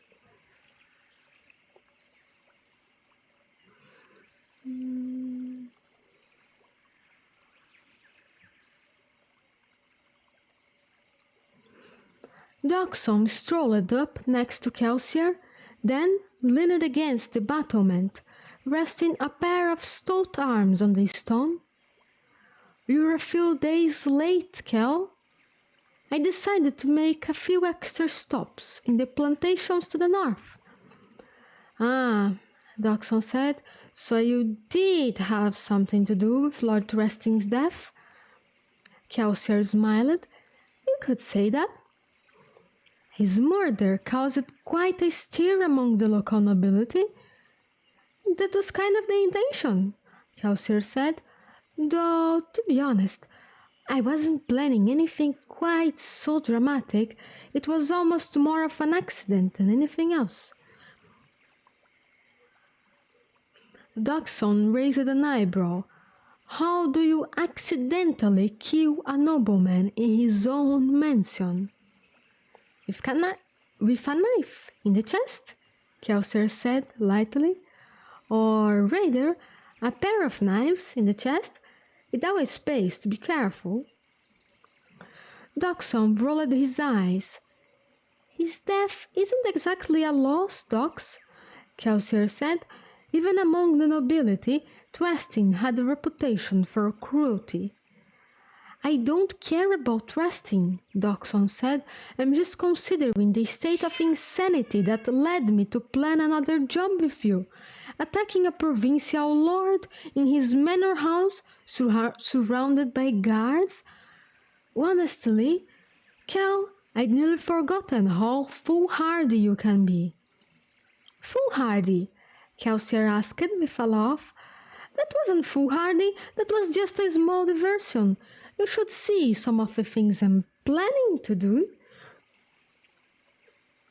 Doxon stood for a moment, then he laughed too. By the Lord Ruler, it's good to have you back, Kel. I'm afraid I've grown rather boring during the last few years. We'll fix that, Kelsier promised. He took a deep breath, ash falling lightly around him.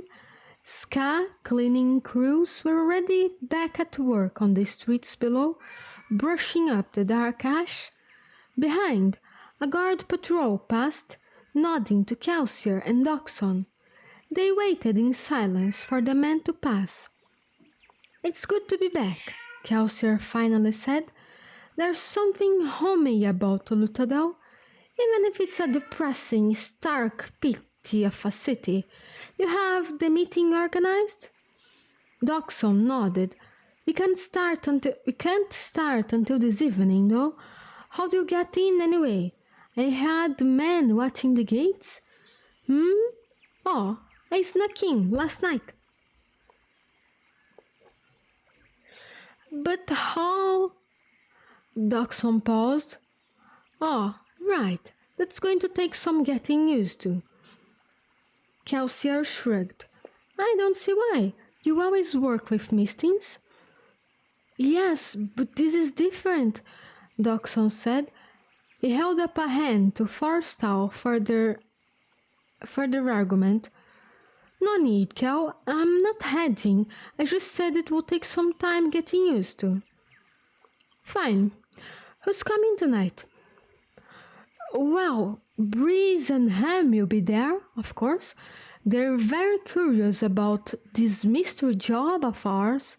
Not to mention, rather annoyed that I won't tell him what you've been up to these last few years. Good, Kelsier said with a smile. Let them wonder. How about Trap? Dawson shook his head. Trap's dead. The ministry finally caught up with him a couple months ago. Didn't even bother sending him to the pits. They beheaded him on the spot. Kelsier closed his eyes, exhaling softly. It seemed that the Steel Ministry caught up with everyone eventually. Sometimes Kelsier felt that Iska's Misting's life wasn't so much about surviving as it was about picking the right time to die. This leaves us with a smoker, Kelsier finally said, opening his eyes. You have any suggestions? Ready, Dawson said. Kelsier shook his head. No, he's a good smoker, but he's not a good enough man. Dawson smiled. Not a good enough man to be on a thieving crew. Cal, I have missed working with you. All right, who then? Kelsier thought for a moment. Is Clubs still running that shop of his? As far as I know, Dawson said slowly, he's supposed to be one of the best smokers in the city. I suppose, Dawson said, but isn't he supposed to be kind of hard to work with? He's not so bad, Kelsier said. Not once you get used to him. Besides, I think he might be amenable to this particular job.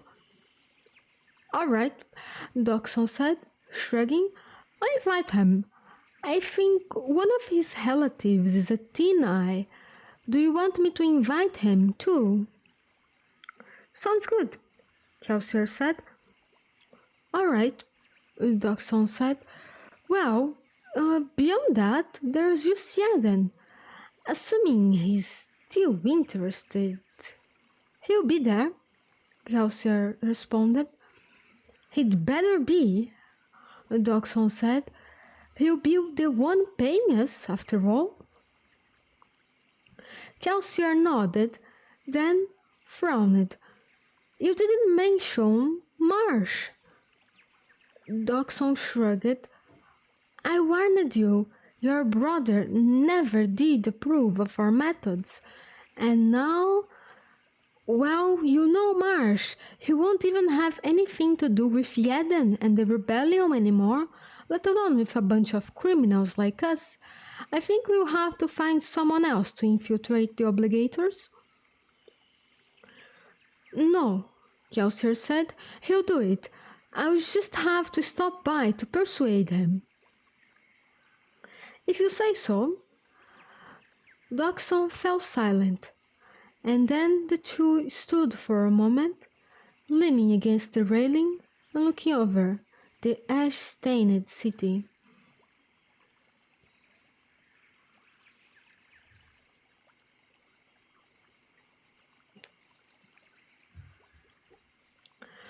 Dawson finally shook his head. This is insane, eh? Kelsier smiled. Feels good, doesn't it? And Dawson nodded. Fantastic. It will be a job like no other, Kelsier said, looking north, across the city and towards the twisted building at its center. Dawson stepped away from the wall. I have a few hours before the meeting. There's something I want to show you. I think there's still time, if you hurry. Kelsier turned with curious eyes. Well, I was going to go and chastise my brood of a brother, but This will be worth your time, Dachshund promised. And we are back to Vin's story. Vin sat in the corner of the safe house's main lair. She kept to the shadows, as usual. The more she stayed out of sight, the more the others would ignore her. She couldn't afford to expend the luck keeping the men's hands off of her. She'd barely had time to regenerate what she'd used a few days before during the meeting with the obligator. The usual rabble lounged at tables in the room, playing at dice or discussing minor jobs. Smoke from a dozen different pipes pulled at the top of the chamber, and the walls were stained dark from the countless years of similar treatment. The floor was darkened with patches of ash. Like most evening crews, Camon's group wasn't known for its tidiness. There was a door at the back of the room, and beyond it lay a twisting stone stairway that led up to the false rain grate in an alleyway. This room, like so many others hidden in the imperial capital of Luthadel, wasn't supposed to exist. Rough laughter came from the front of the chamber, where Camon sat with half a dozen cronies, enjoying a typical afternoon of ale and crass jokes. Camon's table sat beside the bar, where the overpriced drinks were simply another way Camon exploited those who worked for him. The Luthadel criminal element had learned quite well from the lessons taught by the nobility.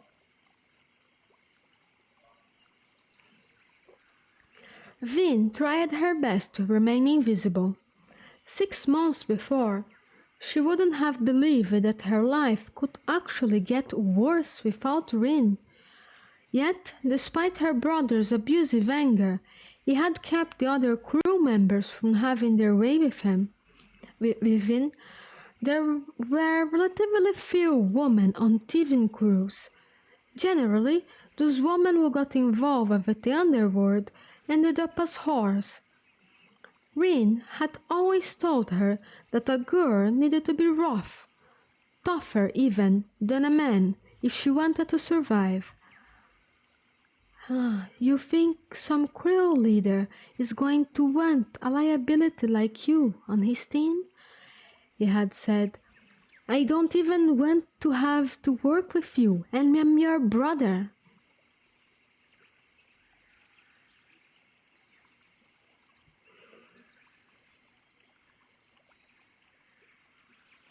Her back still troubled. Camon had whipped her the day before. The blood would ruin her shirt, and she wouldn't be able to afford another one.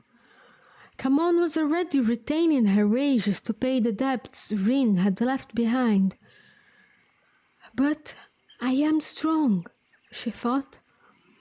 That was the irony. The beatings almost didn't hurt anymore, for Rin's frequent abuses had left Vin resilient, while at the same time teaching her how to look pathetic and broken. In a way, the beatings were self-defeating. Bruises and welts mended, but each new lashing left Vin more hardened, stronger. Camon stood up. He'd reached into his vest pocket and pulled out his golden pocket watch. He nodded to one of his companions. Then he scanned the room, searching for her. His eyes locked on Vin. It's time. Vin frowned. Time for what?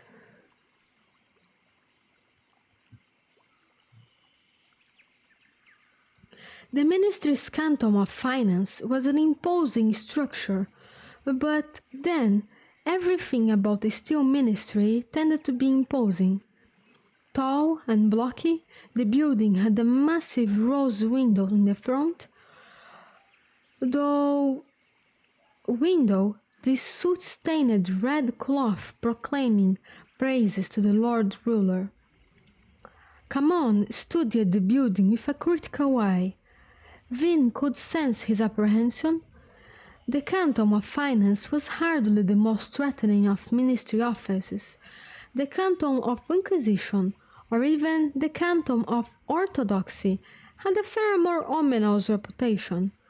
However, voluntarily entering any ministry office, putting yourself in the power of the obligators, well, it was a thing to do only after serious considerations.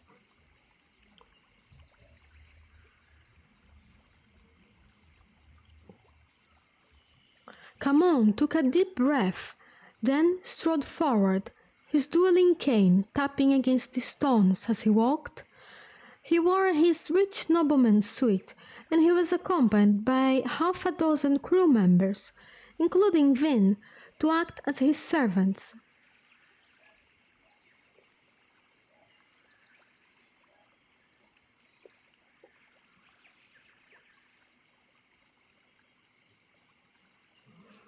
Vin followed Camon up to the steps, then waited as one of the crew members jumped forward to pull the door open for his master. Of the 6 attendants, only Vin seemed to have been told nothing of Camon's plan. Suspiciously, Theron, Camon's supposed partner in the ministry scam, was nowhere to be seen. Vin entered the Canton building.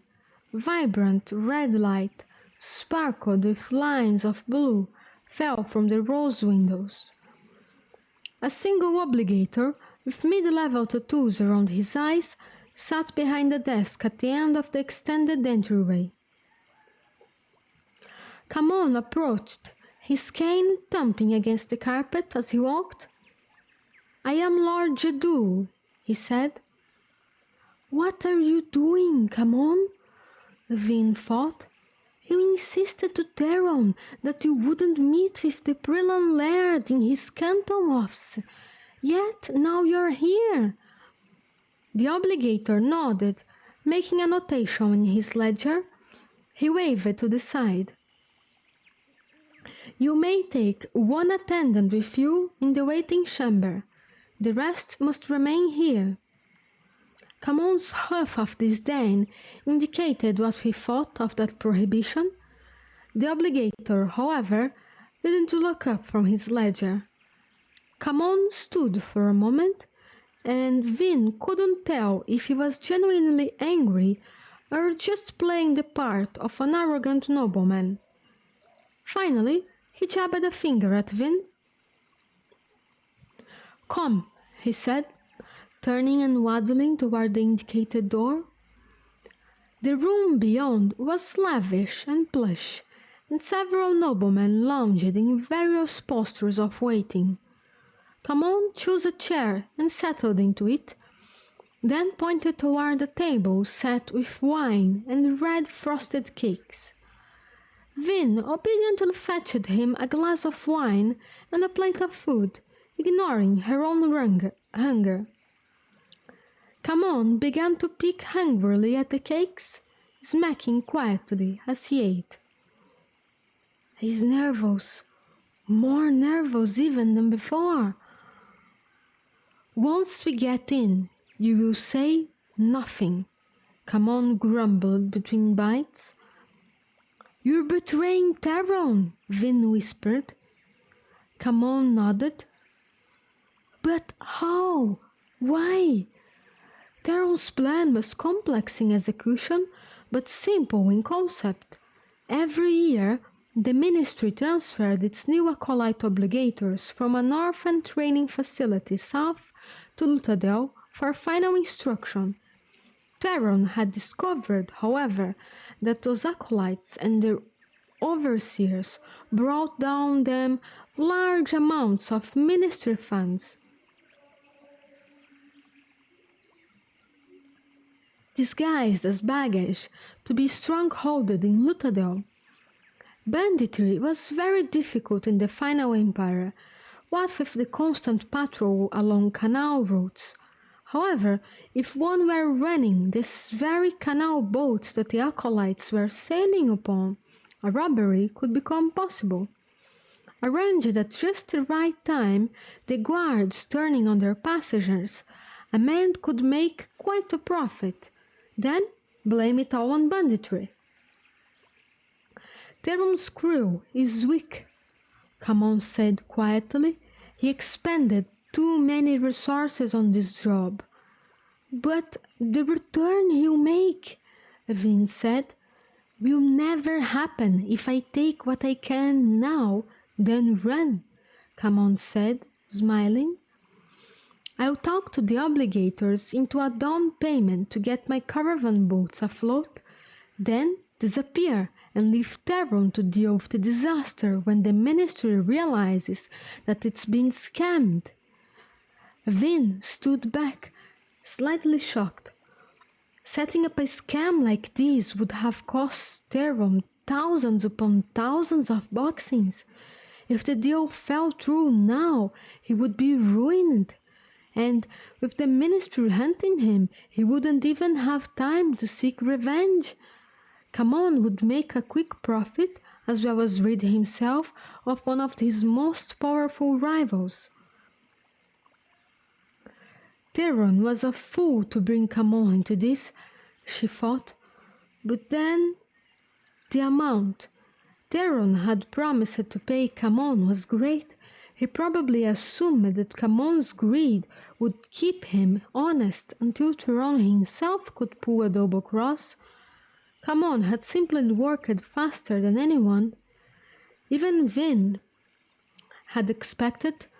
How could Theron have known that Camon would undermine the job itself rather than wait and try to steal the entire haul from the caravan boats? Vin's stomach twisted. It's just another betrayal, she thought, sickly. Why does it still have to bother me so? Everyone betrays everyone else. That's the way life is. She wanted to find a corner, someplace cramped and secluded, and hide. Alone. Anyone will betray you. Anyone. But there was no place to go. Eventually, a minor obligator entered and called for Lord Jadu. Vin followed Camon as they were ushered into an audience chamber. The man who waited inside, sitting behind the audience desk, was not Prologue Laird. Camon paused in the doorway. The room was austere, bearing only the desk and simple grey carpeting. The stone walls were unadorned, the only window barely a handspan wide. The obligator who waited for them had some of the most intricate tattoos around his eyes that Vin had ever seen. She wasn't even certain that what rank they implied, but they extended all the way back to the obligator's ears and up to his forehead. Lord Jadu, the strange obligator said. Like Laird, he wore grey robes, but he was very different from the stern, bureaucratic man Canon had dealt with before. This man was lean in a muscular way, and his clean-shaven, triangular head gave him an almost predatory look. I was under the impression that I would be meeting with Prologue Laird, Camon said, still not moving into the room. Prologue Laird has been called away on other business. I am High Prologue Ariev, head of the board that was reviewing your proposal. You have a rare opportunity to address me directly. I normally don't hear cases in person, but Laird's absence has made it necessary for me to share in some of his work.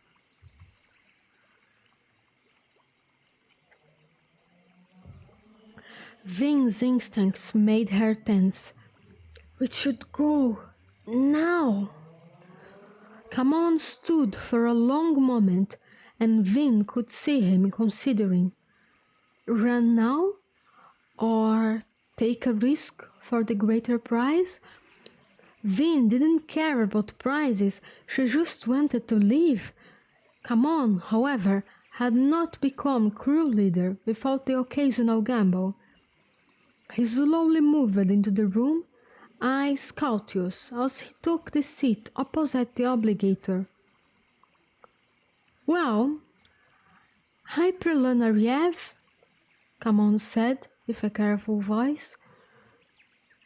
I assume that since I have been called back for another appointment, the board is considering my offer? Indeed, we are, the obligator said. Though I must admit, there are some council members who are apprehensive about dealing with a family that is so near to economic disaster. The ministry generally prefers to be conservative in its financial operations. I see. But, Ariev said, there are others on the board who are quite eager to take advantage of the savings you offered us. And with which group do you identify, Your Grace? I, as of yet, have not made my decision. The obligator leaned forward. Which is why I noted that you have a rare opportunity. Convince me, Lord Jadu, and you have your contract. Surely Prelan Laird outlined the details of our offer, Kamon said. Yes, but I would like to hear the arguments from you, personally. Humor me. Vin frowned.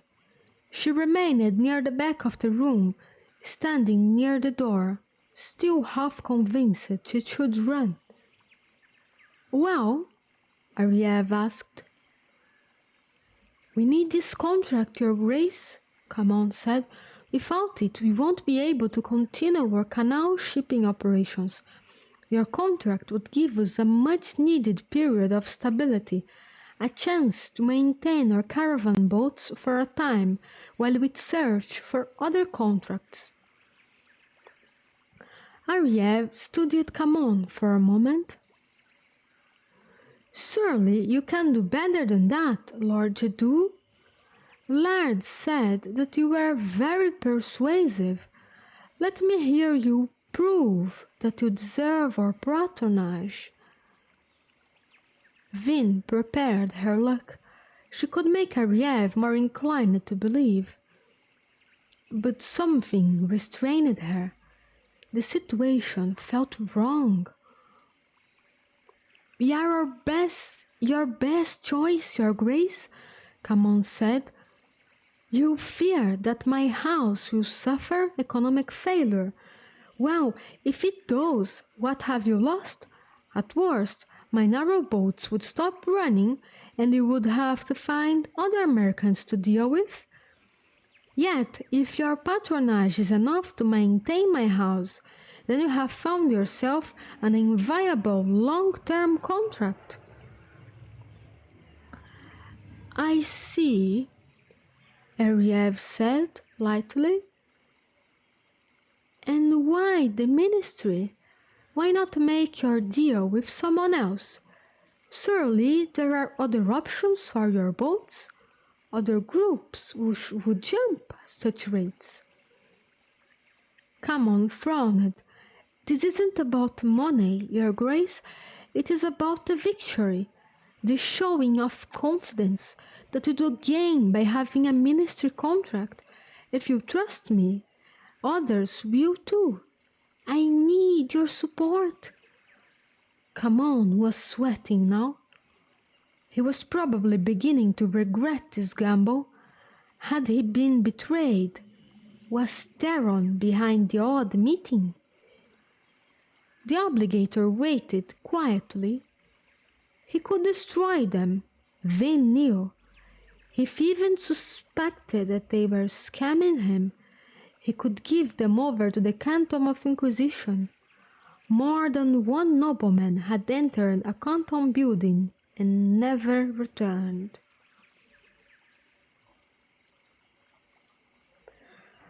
Gritting her teeth, Rin reached out and used her luck on the obligator, making him less suspicious. Ariev smiled. "Well, you have convinced me," he suddenly declared. Camon sighed in relief. Ariev continued.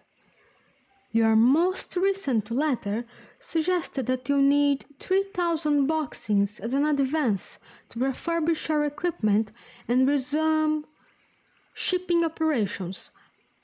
See the scribe in the main hallway to finish the paperwork so that you may requisition the necessary funds." The obligator pulled a sheet of thick bureaucratic paper from a stack, then stamped the seal at the bottom. He proffered it to Camon. "Your contract." Camon smiled deeply. "I knew coming to the ministry was the wise choice," he said, accepting the contract. He stood, nodding respectfully to the obligator, then motioned for Vin to open the door for him. She did so. "Something is wrong. Something is very wrong." She paused as Camon left, looking back at the obligator. He was still smiling. A happy obligator was always a bad sign. Yet no one stopped them as they passed through the waiting room. With its noble occupants, Camon sealed and delivered the contract to the appropriate scribe, and no soldiers appeared to arrest them. The scribe pulled out a small chest filled with coins and then handed it to Camon with an indifferent hand. Then they simply left the canton building, Camon gathering his other attendants with obvious relief. No cries of alarm, no tramping soldiers. They were free.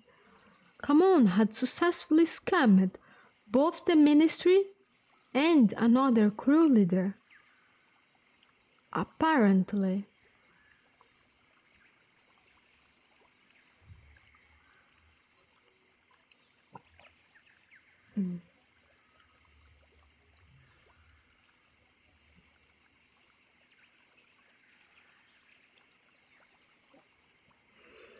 Kelsier stuffed another one of the little head-frosted cakes into his mouth, chewing with satisfaction.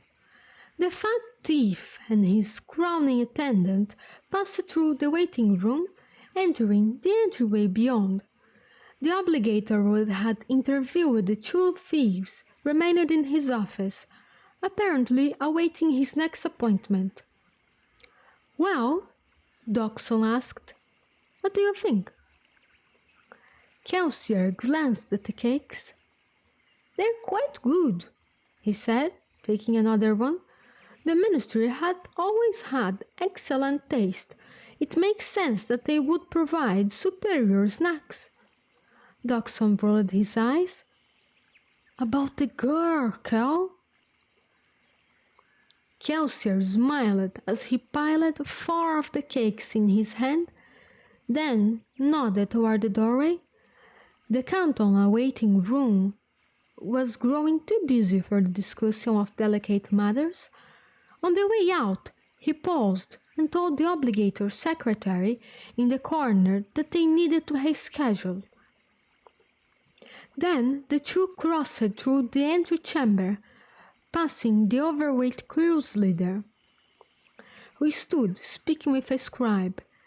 Kelsier stepped out into the street, pulled his hood up against the still falling ash, then led the way across the street. He paused beside an alleyway, standing where he and Dawson could watch the canton's building doors. Kelsier munched contentedly on his cakes. "How do you find out about her?" he asked between bites. Your brother, Dawson replied. Come on, tried to swindle March a few months ago, and he brought the girl with him then, too.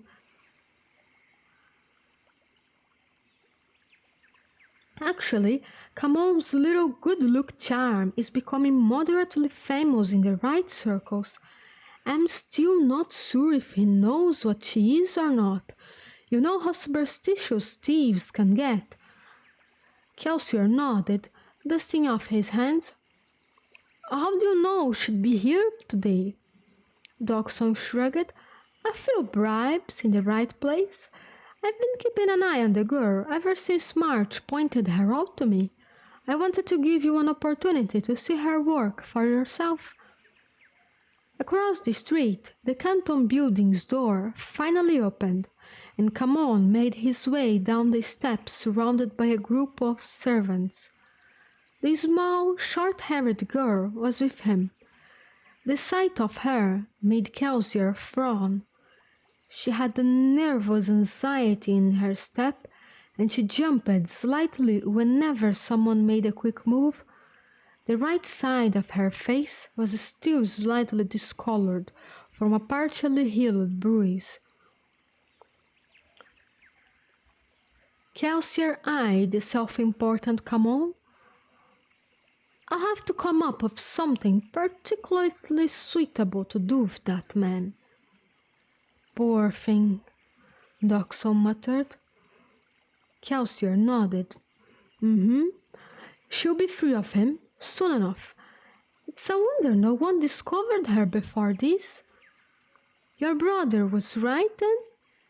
Kelsier nodded. She's at least a misting, and if March says she's more, I'm inclined to believe him. I'm a bit surprised to see her using allomancy on a member of the ministry, especially inside the Canton building. I'd guess that she doesn't know that she's even using her abilities. Is that possible? Dawson asked. Kelsier nodded. Trace minerals in the water can be burned, if just for a tiny bit of power.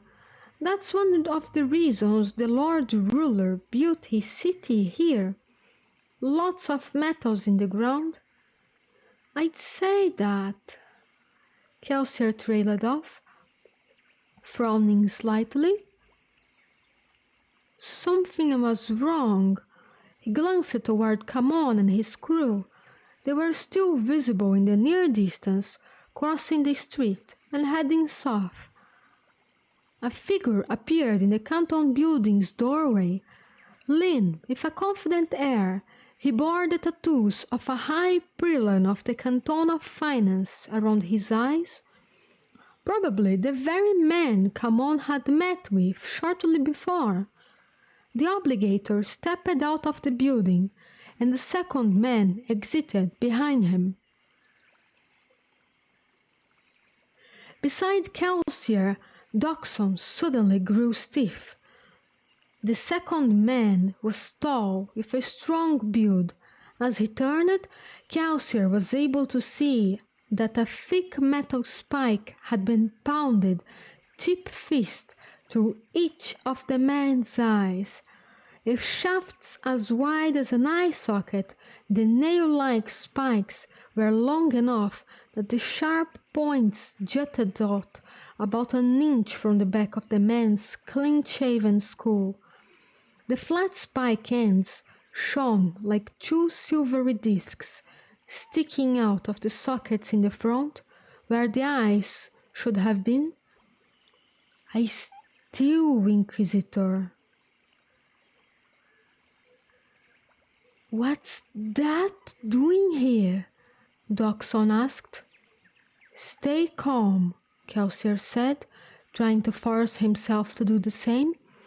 The Inquisitor looked toward them, spiked eyes regarding Kelsier, before turning in the direction that Camon and the girl had gone. Like all Inquisitors, he wore intricate eye tattoos, mostly black, with one stark red line. that marked him as a right-ranking member of the Canton of Inquisition. "He's not here for us," Kelsier said. "I'm not burning anything. He'll think that we're just ordinary noblemen." "The girl," Doxon said. Kelsier nodded. "You say Camon's been running this scam on the ministry for a while? Well, the girl must have been detected by one of the obligators. They're trained to recognize when an allomancer tampers with their emotions." Doxon frowned thoughtfully. Across the street, the Inquisitor conferred with the other obligator. Then the two of them turned to walk in the direction that Canon had gone. There was no urgency to their pace. "They must have sent a tail to follow them," Doxon said. "This is the ministry," Kelsier responded. "There will be 2 tails at least." Doxon nodded. "Camon will lead them directly back to his safe house. Dozens of men will die. They're not all the most admirable people, but they fight the final empire in their own way," Kelsier said. "Besides, I'm not about to let a possible mistborn slip away from us. I want to talk to that girl. Can you deal with those tales?" "I say that become boring, Kel," Doxon said. "Not sloppy. I can handle a couple of minister flunkies." "Good," Kelsier said, reaching his cloak pocket and pulling out a small vial. A collection of metal flakes floated in an alcohol solution within. Iron, steel, tin, pewter, copper, bronze, zinc, and brass. The 8 basic allomantic metals. Kelsier pulled off the stopper and drew down the contents in a single swift gulp. He pocketed the now empty vial, wiping his mouth. "I'll handle that Inquisitor." Doxon looked apprehensive. "You're going to try and take him?" Kelsier shook his head. Too dangerous. I'll just divert him. Now get going. We don't want those tales finding the safe house." Doxon nodded. "Meet back at the 15 crossroad," he said before taking off down the alleyway and disappearing around the corner. Kelsier gave his friend a count of 10 before reaching within himself and burning his metals. His body came awash with strength, clarity, and power. Kelsier smiled. Then, burning zinc, he reached out and yanked firmly on the Inquisitor's emotions. The creature froze in place, then spun, looking back toward the Canton building. "Let's have a chase now, you and I," Kelsier thought.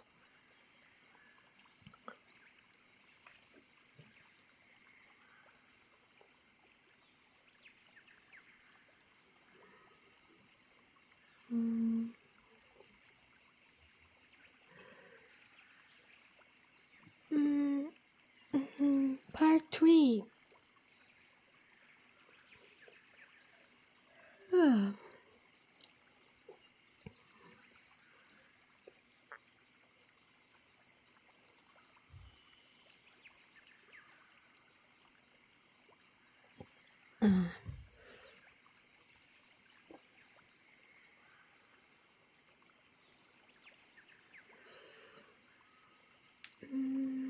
I think I'll actually stop here today.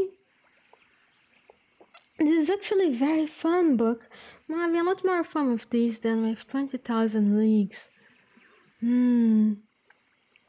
Really liking it. But I think I'll stop here today because I will be singing tomorrow, and otherwise I'll be very tired for that.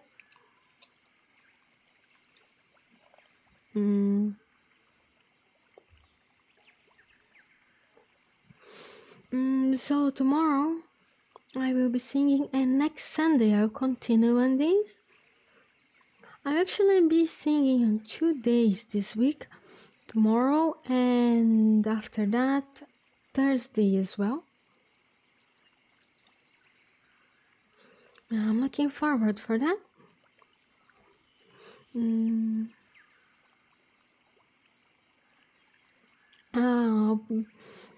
I think Illumina will post the schedule later today on Twitter.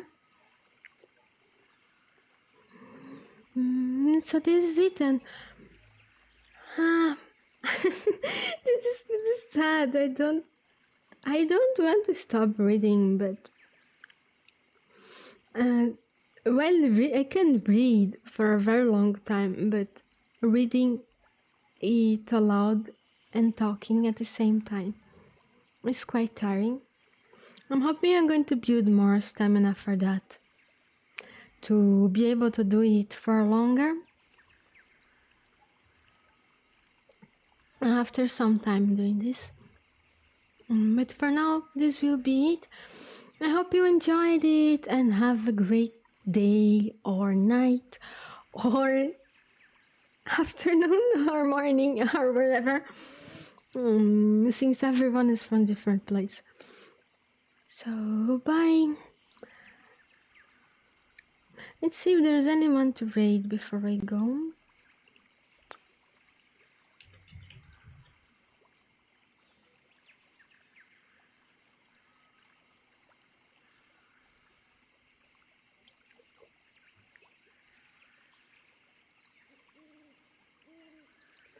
Yeah, there is someone. Let's see.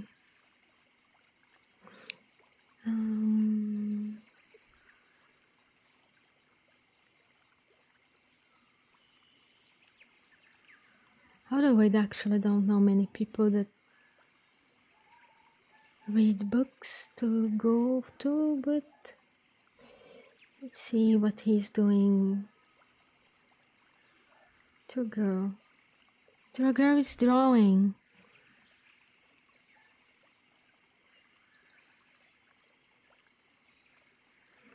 So there it is. Have a great day. A great rest of the day.